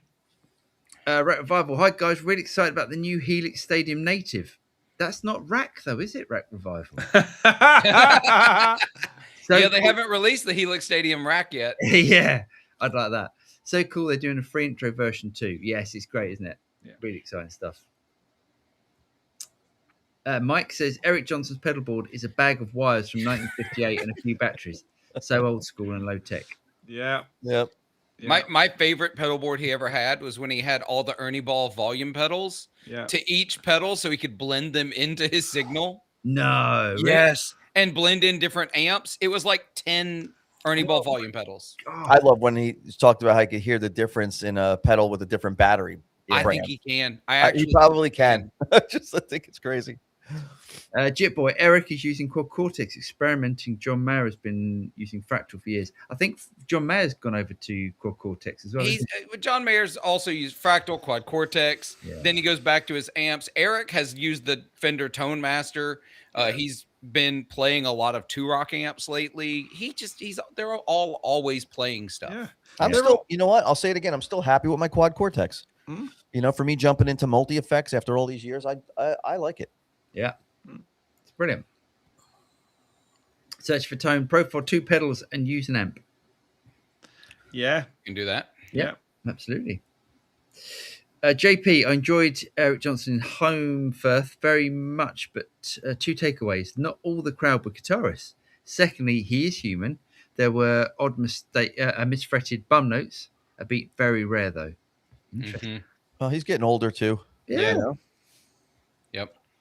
I feel it every morning when I wake up. Oh, like shut up. Like a wounded animal. If you want to hear how inhuman he is, though, go listen to that Austin City Limits That's when amazing. he plays Cliffs of Dover, and then remember that is before he had recorded Cliffs of Dover. Yeah. That's the first live performance of Cliffs of Dover anywhere was Austin City Limits. Gosh. Incredible. Bella Plum tried the Alex Lifeson at 345 Epi. Really nice. A little heavy, like a Les Paul. Too bad Epi don't keep a good resale value because it's a quality instrument. Or good thing Epis don't keep a good resale value because you can buy one used. Yeah, there is that.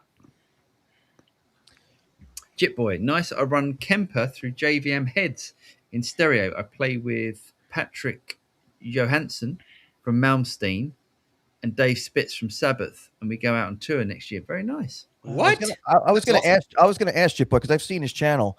He just started one up, I think, not too long ago, and I was going to ask him who he plays for because he looked familiar, but I couldn't place him. Oh, interesting. I will check him out. He sounds like he's a man. He's also a dude that doesn't hold back. Oh, He had me in stitches laughing on a couple of videos. Great.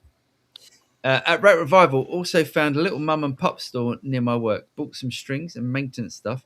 Guitars were nothing special, but man, do I miss these physical shops. Yeah, amen to that. Amen. Mm-hmm. Nice. Jitboy, Gentleman on the top right is a monster player. That'd be you, Paul. That's you, Paul. Gentleman? Oh, I see. I'm definitely not gentle. Wish I was, but thank you. Oh, yes, but he's quite a lover. Yeah. Just give him a little slap. Yeah, sure. My God. Did you ever see that interview when he says that? Yes. I was just like, what the Oh my God. Mr. Saunders, question. Any thoughts on the AER Compact 60 for a Cordoba nylon electric? The AER stuff is all amazing, in my opinion. You can't play anything into it and make it sound bad. Yeah. Oh. Yeah. The AER stuff is amazing. Mhm. Pricey, but Yeah. amazing. Blind Man Gary, recently I had to explain overdrive to a deaf person. How would you describe it? Oh, that's really, gosh, that is, because it can be like smooth and, it can soften transients, take the spike out of things. But surely if you had to explain it to a deaf person, they wouldn't have heard you. Well, maybe it's all sign language. Yeah. Oh, fair enough. Yeah.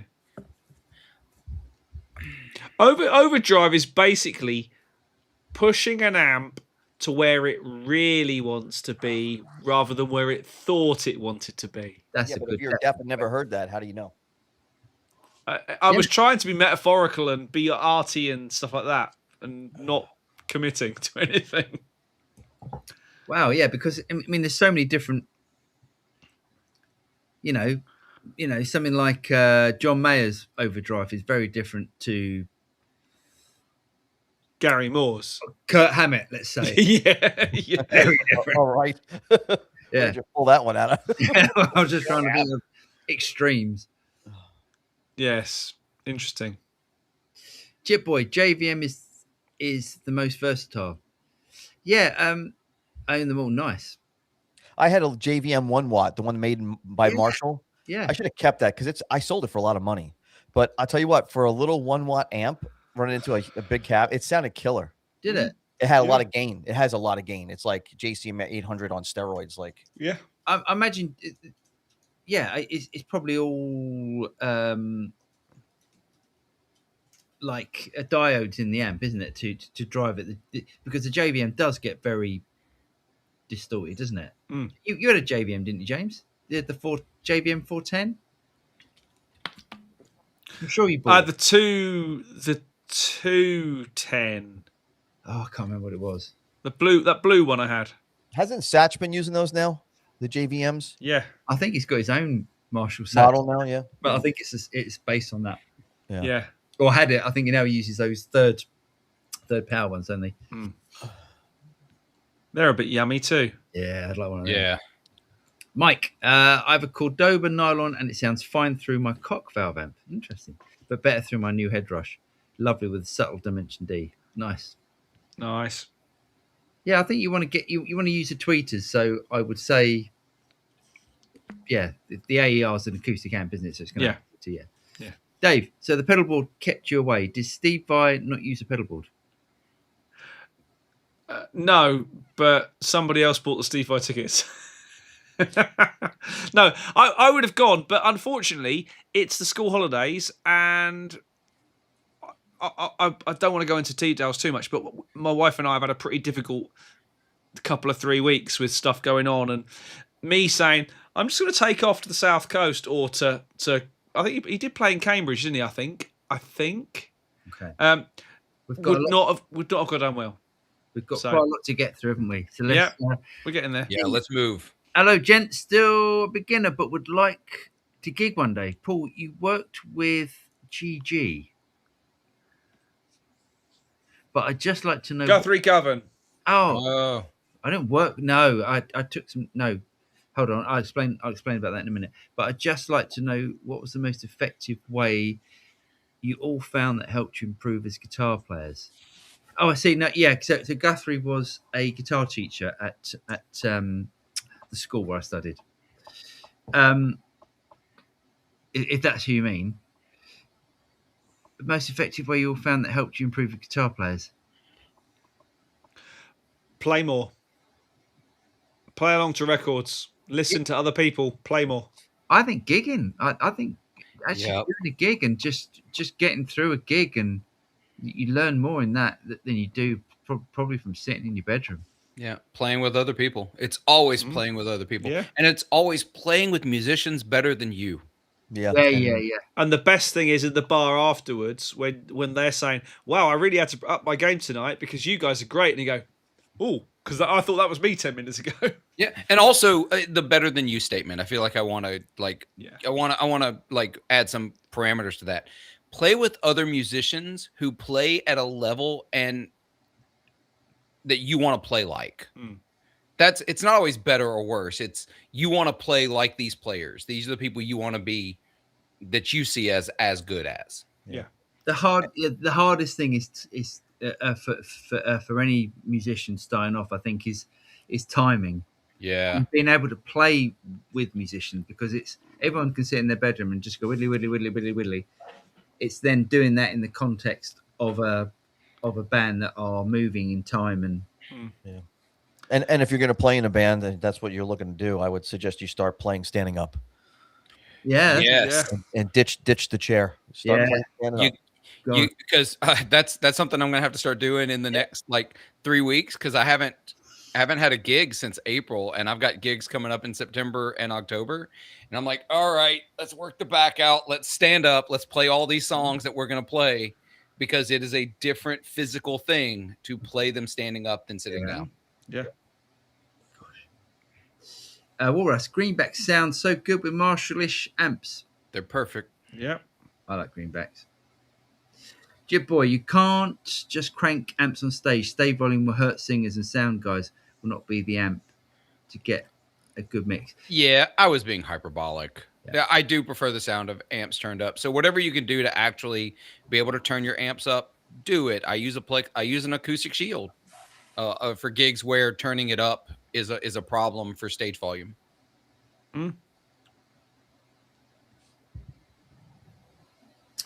Vice Trucci, Phil, shoot me a DM when you're in Nashville, and if you've got time, we'll check out some fun gear somewhere or grab lunch.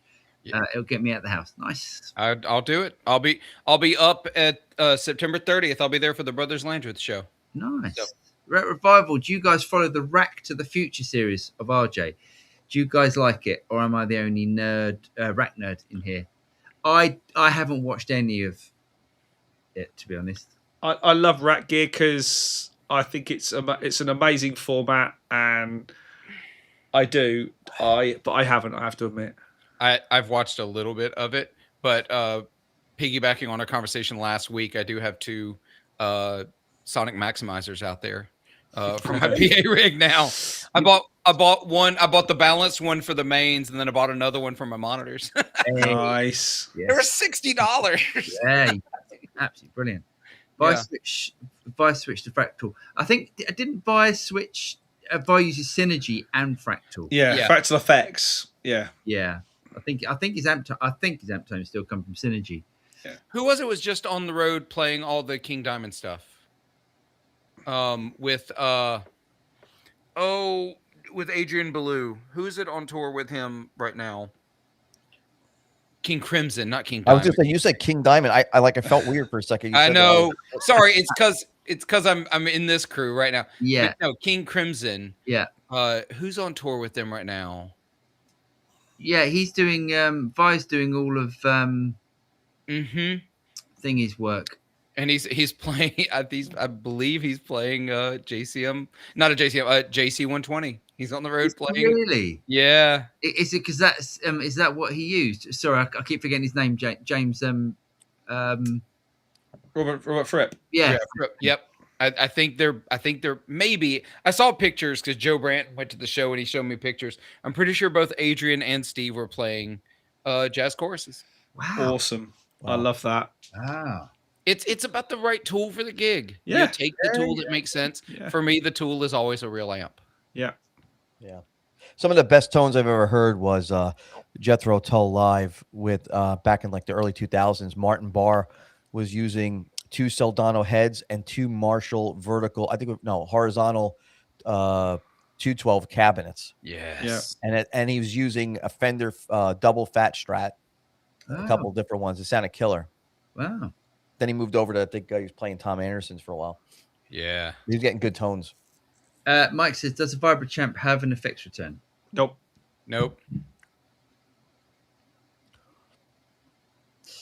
Tim, Marshalls are better than Dumbles. You can buy almost the whole back catalogue for the price of one.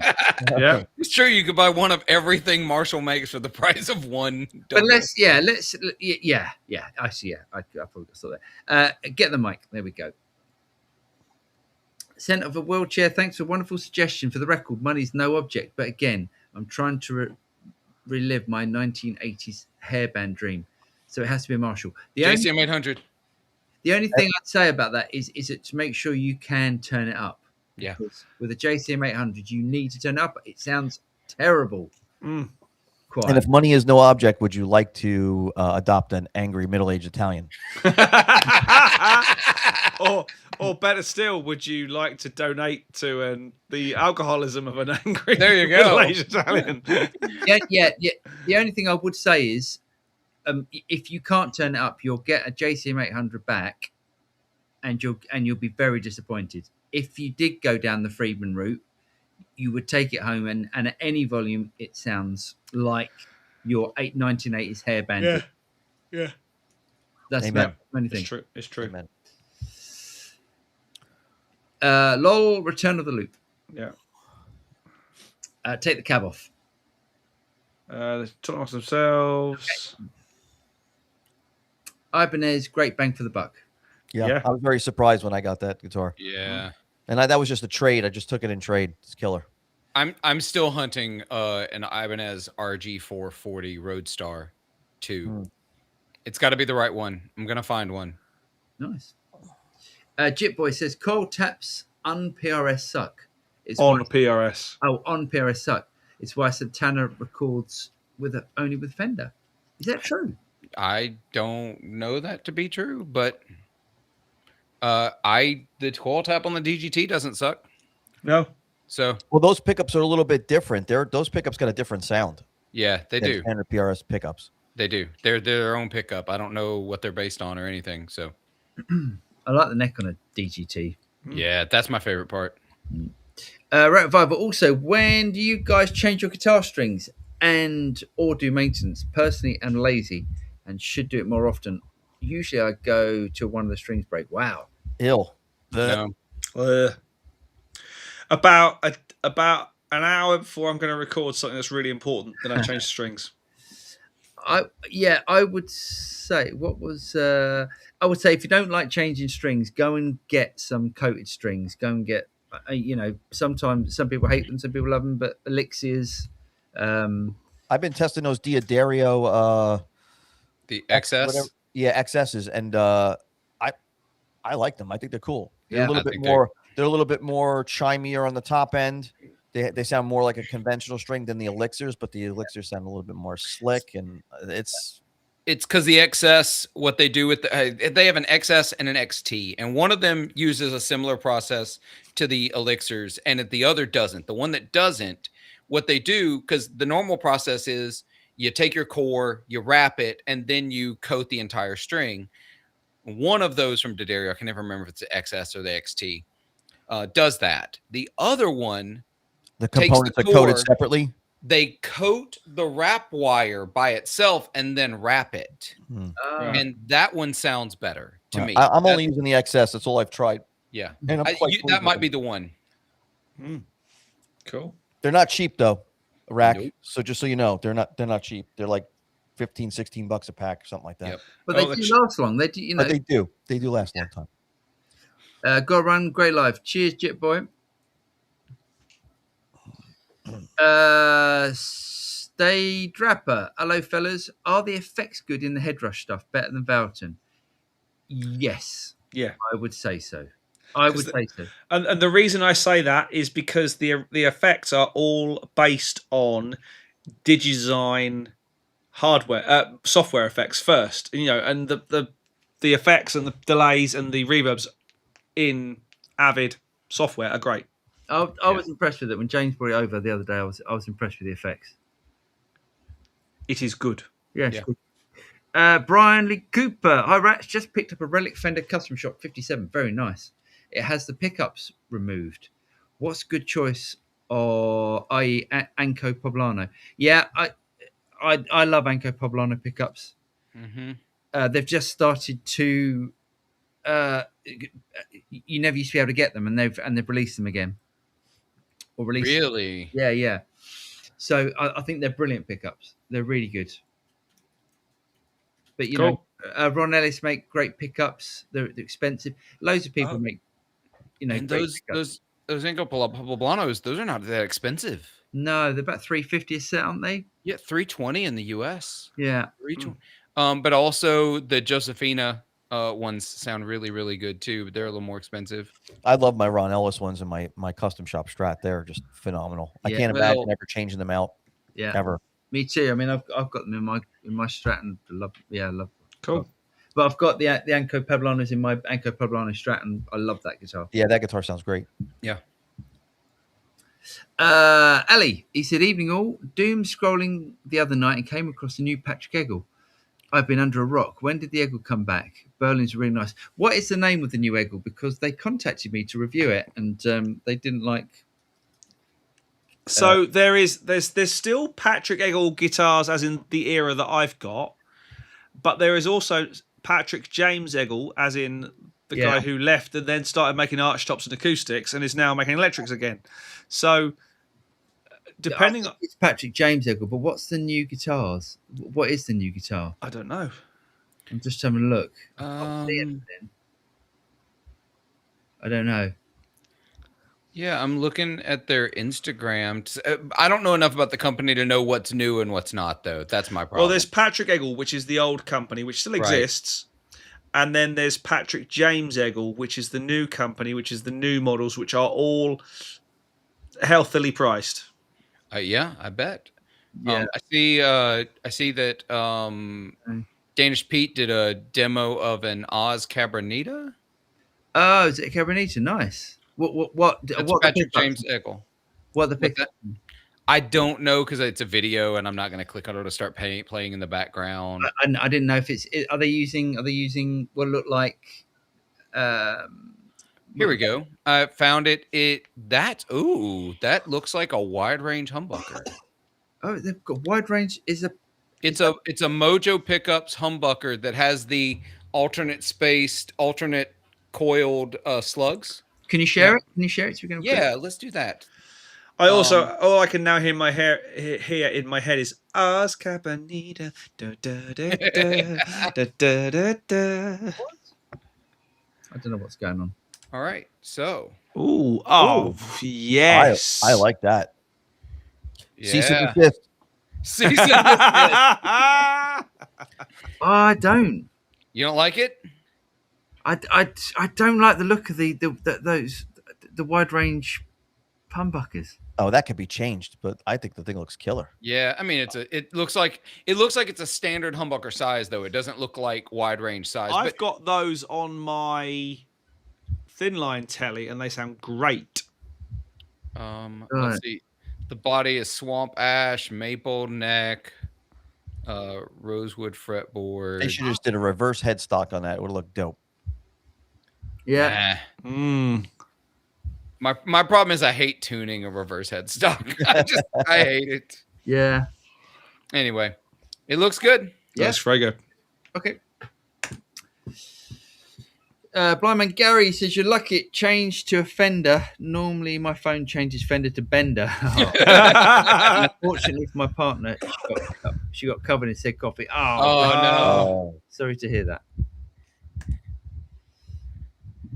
Lee says, AI Music an AI platform has just been sued for stealing copyrights of existing music to train its algorithms. Yep. It's going to happen more and more. Yeah. I wish AI would be primarily focused on advancing medicine. Wouldn't that be great? Stealing is. Well, said James, it should be used as a tool, like a Strat, to help with little bits, not to create the whole product. Because a guitar's a tool, right? Not a piece of art. Exactly. No, it's shaped like a woman. What Leo Fender said one night at a Waffle House. Okay, they're talking amongst themselves. Yeah. And I'm just gonna I'll nip that one in the bud, even though I think Jibboy's gone. They were sued for stealing. Apple sued OpenAI for stealing company secrets via AI. Yes. Anyway. Right, hang on. So where do we get to? Then we're down to Mike's. There's a bunch of people talking amongst themselves. Yeah, Mike's is a good one. Yeah. AI has enabled me to produce good working demos of songs I have been working on. I am going to re-record the tracks properly with real musicians, so it has the feel, swing, and groove, and better playing. Nice. I think that is a valid use of AI. You wait till you hear the musicians he's got, though. To be fair. Well, yeah, but that's the thing is. But I fed AI. I signed up for Suno for a couple of months, and I fed it, just rough guitar and voice or piano and voice demos of my songs that I've written, because I wanted to hear them in different styles and genres. And ultimately, it was about me hearing it and getting an idea of, I don't think it fits in this style, or, this instrumentation doesn't work, without me having to bring in a bunch of musicians and have them try a bunch of different styles. And then I have an idea of, okay, this is what I think the direction of the song is. Then you get the real musicians in, and you go, okay, we're gonna do it kind of like this. Yeah. Ali, sensing some handbags coming out in the comments. Fight. Jibboy, musicians called it stealing as it was learning patterns. There is zero evidence. Yeah. Yeah, we're gonna agree to disagree. Did the AI platform win the case? They go back and forth for a while. Yeah. Okay. Yeah, they're talking amongst themselves. Yeah. It's all good. It's all good. Yeah. It's good. Discussions are good. Yeah. Or, you know. This is the important one. Mike said Suno lost a case in Germany for stealing songs to learn on without permission. Mhm. I'm just saying, I have to pay a licensing fee to play music in a public space for songs I may or may not use. Yeah. Did you see talk about AI and Suno? Apparently Suno are doing this feature now where you can create a song in AI and then you can print it to vinyl. Yeah. Isn't that crazy? It's just crazy. Yeah. Let's go for this one. Mike, I bought my head rush from Anderton's. It actually developed a fault, so exchanged it today. Good service. Most Anderton staff have QC. More of those go wrong than head rush. Interesting. Chipboy says artists claim they stole when it all dies is what learn patterns. That is not illegal. We teach music patterns in school. It's just more arguing for that AI is just recreating patterns and not stealing. It is stealing. Right, let's go for there. Rack Fractal already basically said the NAM tech will be in the new units. Well, then hopefully they'll update the Mark II so that I can use NAM in that, because that would be great. An FM3 with NAM would be amazing. Oof. Yeah. Well, even the AM4 with NAM. Yeah. Chipboy, still there. Let's let them talk amongst themselves with that. Then we can get through them. Tim, Fractal did mention potentially having NAM in the next generation device a few months ago, but it wasn't anything concrete for data or anything. Well, when I spoke to people from it, and they haven't said that, but who knows? Who knows? Yeah. YouTube. To be honest, I like the quads, but weird characteristics. I keep going back to my amp. Plug in and play. No tweaking. Cab sounds great. Maybe it's my cab with the modelers. I don't know anymore. Maybe. Make sure you turn off the cab inside the modeler if you're using it. Yes. Okay. Yeah, Greg mainly plays the Royalist. Yeah, I like. Oh yeah, that's right. Not the Imperial, the Royalist. That's right. James went to buy an amp. No, James didn't go to buy an amp. That's for sure. Oh shit! Did you drop? No. Can't run Gremlins after midnight. Yeah, I don't think I ever did. So that would be cool though, because it could just keep populating and I could keep selling them. Yeah. Rat Revival. Vin, I couldn't put my finger on it, but you nailed it. Joey Simon Phillips doppelganger. Yeah. Having met Simon Phillips at NAM, and one of the guys he was talking to said, "Expletive me, were you two separated at birth?" Yeah. Graham, Willie was asking me about a gig I did. Yeah, for Roasters. Oh, I see. Yes, okay. You both drummers too? Well, he's made more of a name for himself than I have. Willie Deborah, my window is open and it's Baltic. Well, you live up. Does that mean there's like air blowing up his kilt? Huh? Is that slang for air going up his kilt? Probably. Tricky Trav, super chat. $4.99. Cheers, Tricky Trav. Ended up with 3 power amps and crossover. Nice. Can James give me a quick rundown of how to route properly for live sound? Okay, so how many questions? Can I ask how many questions we've got? Quite a few. Trav, drop me an email in the via the Studio Rats contact page. Paul will forward it to me. Let me know exactly what mixer, what amps, what crossover, and what speakers you're using, because that's all very important. Yeah, cheers, Tricky Trav, and thanks for the donation. And because of that, we will be more than glad to help. And you've always been generous as well, so thanks, mate. And of course, please, folks, not that we're saying you shouldn't, but a more effective way to support your favourite Studio Rats is to hit the QR code. That way, we actually get all of it rather than a portion of it. Yeah. So just to put that one out there as well. But very kind of you, yeah. And to say very fast for crossover, if you want to go into subs below 100 hertz, go into subwoofers. Yes. Dave, he said Edward Van Halen's pedalboard always scared me, but I still went 12 times. Nice. There you go. Ali, Phil, do you mean comments like staging Fender and Gibson's issue is their diehards not letting them evolve? Yeah, caught the podcast a couple of weeks back. That was not hyperbole. I think that is just stone cold fact. Yeah. We need Bud Coal-Fired. We do. Yeah, he's not liked, is he? With the caveat of don't replace him with another schmuck. That's right. That's the caveat. That's what has to happen. Don't replace him with Cud Bowl. Because you know what? Because somebody sat down across the table from that guy, interviewed him, and hired him for that spot. Do you know what I'm saying? Like there are people that cannot read other people. It's kind of like when you go adopt a cat. You can tell you can go tell the crazy cat out of all the other cats. You got to just look, right? That's the cat that's going to pee on your bed. It's going to tear up your shoes. Like it's going to knock your coffee over. Yeah. If you don't have that skill set, you have no business hiring people for jobs. And that, unfortunately, this is what happens. Yeah. I could tell you just from looking at him, I wouldn't hire him for anything. Just saying. Involves none of us. Yeah. Jip Boy, do I think he says stupid stuff? Yes, but it doesn't affect me. Yeah. Again, that's business side, so who cares? Hod, all those shitty Fender custom may be sent to Edwin B. Hodshite. Oh, I see.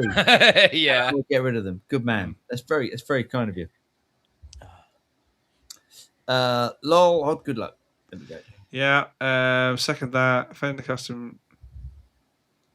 A lot of comments tonight. Yeah. Fender custom shop kicks ass for sure. I've had some not so good ones, but I've had some really good ones. Yeah. Jet Boy, he hasn't damaged the company. Its sales 20 to 32% of the market. Fender has not suffered at all. Euro. 0. Yeah. Zero. Okay. I got it. Sales in general low for all companies. That's true. Yeah. Mr. Saunders, he licks has got to be a Gene Simmons song. Yeah. Wes, hey, have you guys been following RJ's AT rap videos? I think this is a really cool series. I love those tones. Excellent. Yeah, Rap Revival was just talking about that, funny enough, Wes. Jip Boy, and yes, permission shareholders are allowing it. To a certain point, though. Yeah. A certain point. I mean, he has the, as CEO, he has the right to do what he wants, and then people can complain. But he doesn't have to go to the shareholders to say, "Can I do this?" Strictly speaking, there are no shareholders because Fender's a privately owned company by Surf. Is it Surf something? Surfco, but that's not entirely true. They're a majority holder. You can be a company that has shares and shareholders, but not publicly traded. Right. Okay. So privately, people could own shares. Okay. Right. Okay. I also consult for Fender and other companies. By the way, I am Atlantic Records artist as well, and a writer for major labels for 40 years. So if anyone wondered my background, nice. Yeah. Very nice. Okay, sorry for driving texting at red lights. Anyone know the name of a guy upper right of me? Is that? Yeah, that's you. Yeah. I'm Paul. Hello, Paul. Hi, Paul. Hello. He's waving. Hod, super chat. Cheers, Hod. All of those crap Fender custom shops may be sent to Ed. Yes, Yes. thanks, Hod. They will be. It's a chore, mate. But you're willing to take it on, aren't you? Absolutely. Wes, I'm not giving up my custom shops. Playing my 61p bass right now. Nice. Very nice. Yeah. Hang on. Yeah, you could pick up a Fender custom shop bass reasonably. You can pick up a Fender custom shop guitar for dirt cheap right now. I saw a custom shop Strat, sunburst, maple board, great condition, sitting on a forum for $2,400. The irony, of course, was it was Reverb. No, not on Reverb. on the gear page. There's a couple on eBay at the moment for just over £2,000. Yeah. Not deluxes, not Fender custom shop deluxes, actual vintage style ones. Yeah, I think it's good. Yeah, good time to invest. Gotta run. Love all your opinions. Great show. Cheers, Jet Boy. Enjoy it. Cheers, fellas. Mr. Saunders. Javalilama, he says, hi, gents. Green from Portugal. I own a Taylor Builders Edition acoustic, and it's a fabulous guitar. Just to let you know. Nice. Yeah, they do make. Some of them are good. I just have to hunt way too long to find one that sounds good to me. Doug, he said the JCM 800 is really only usable with an overdrive pedal. I've never played one in anger, so at quiet volumes, I think, yeah. Yeah. I prefer my 76 JMP 2203, very nice, to the 80s JCM. I don't know exactly why it's so different, but it's such a great sounding, versatile amp with an incredible clean tone. Very nice. Mm-hmm. Very nice. Wes, mine is a diagonal lay down transformer like the late 60s Super Leads. Oh, that's cool. Okay, that's quite cool. Rack, he says, I'm actually looking to change string brand.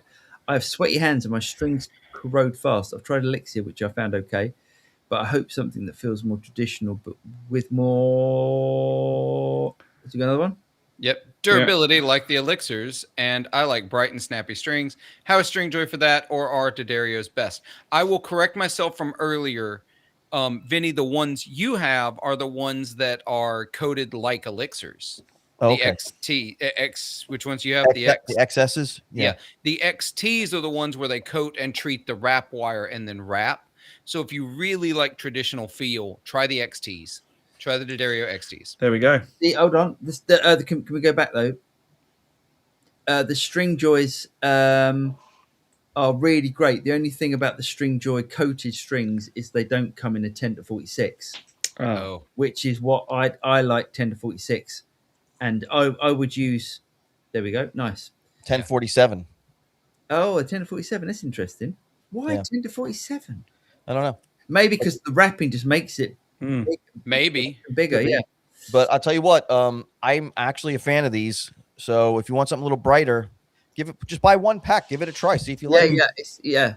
But also give the Stringjoys a go. That they come in the light blue packets. I can't remember the name of the light blue Orbiters. Yes. I like the dark blue pack, which are called. Do you remember, Phil? Signatures. Yeah, signatures. Yeah, that's the uncoated ones is in the dark blue pack. Yep. Yeah. I like also, those. you can custom order your gauges from Stringjoy if you want. There we go. Stringjoy do make fantastic products. Yeah.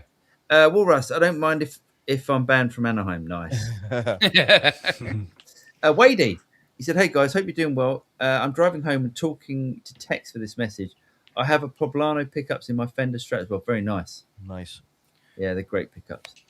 If you're using speech to text and it put pickups as one word, I'm very impressed. Mine always does 2 words. Yeah. To follow up with that last message, it even puts punctuation in as well. I know. I took them out and put Josephine pickups in the Strat and put the Poblano pickups in my Mike McCready. Nice. That's good. Man, those flame maple necks. Oh, yeah. My talk to text doesn't understand what the hell I say. Yeah, not either, man. Mostly electrolytes. I just got in here. Any plans to start doing Paradex captures for Genome 2 notes? If it becomes more I think if they create a hardware unit and people adopt it, without a doubt, yes. Yeah, because it looks really good. Yeah, and they do sound great. Yep. They should do a "You Can Be the Next Fender CEO" contest, video essay format. That would be funny, wouldn't it? I'd No. apply for that. No, do it. Don't do it on YouTube though. Do an actual like TV show. So you want to be a CEO? Yeah.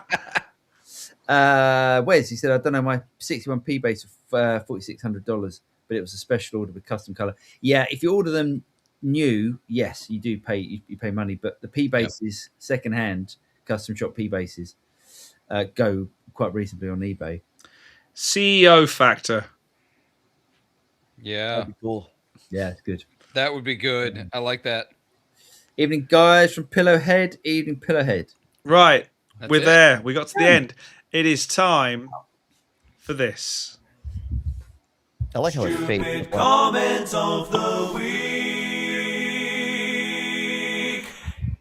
It worked that time, bizarrely. Did work. This time, there you go. So the comment is so this was the Origin Effects EQ Deluxe pedal, and Origin Effects put a comment, said, thanks for checking out the pedal. If anyone has any questions, feel free to ask us. And loads of people commenting. And then you get Mike. It's not really a stupid comment. I'd like to call him something of the week. But anyway, he said, I've already contacted my guy at Sweetwater, so I'm buying the pedal.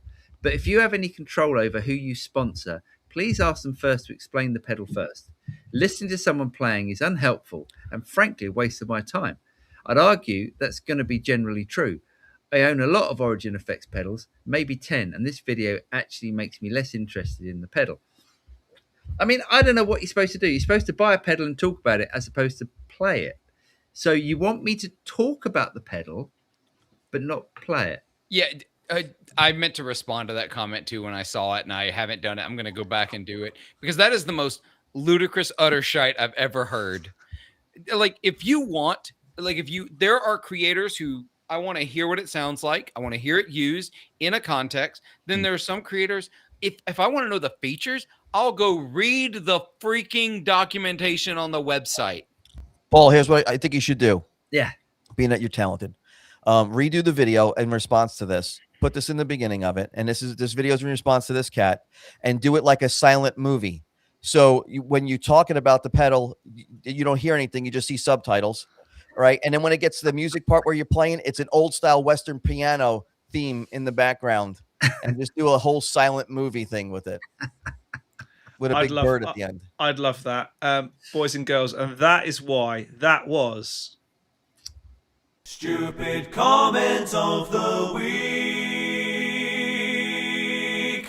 Can't we just have bell end of the week? Yeah. Oh, No. yeah, but it doesn't it fit a jingle as well. It because does that's really rude, Paul.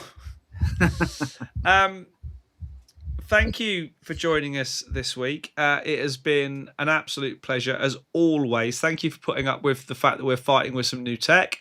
Loads of cool stuff planned for. I think we're going to embrace this platform, aren't we, boys? I think I like it. it does some pretty cool stuff. Yeah. It had me when your jingle and video were in sync with each other for me. It's usually out of sync for me when I see it. Oh well, there we go. Clearly worth the effort.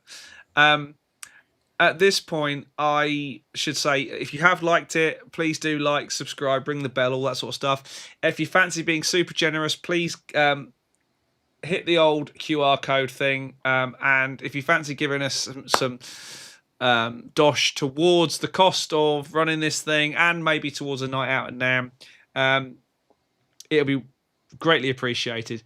But for now, I'm going to hang on, let me turn this one off.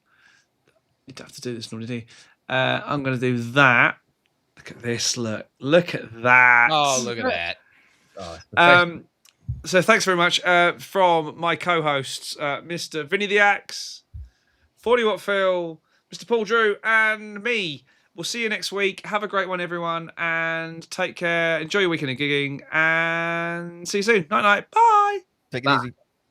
Adios. They're waving.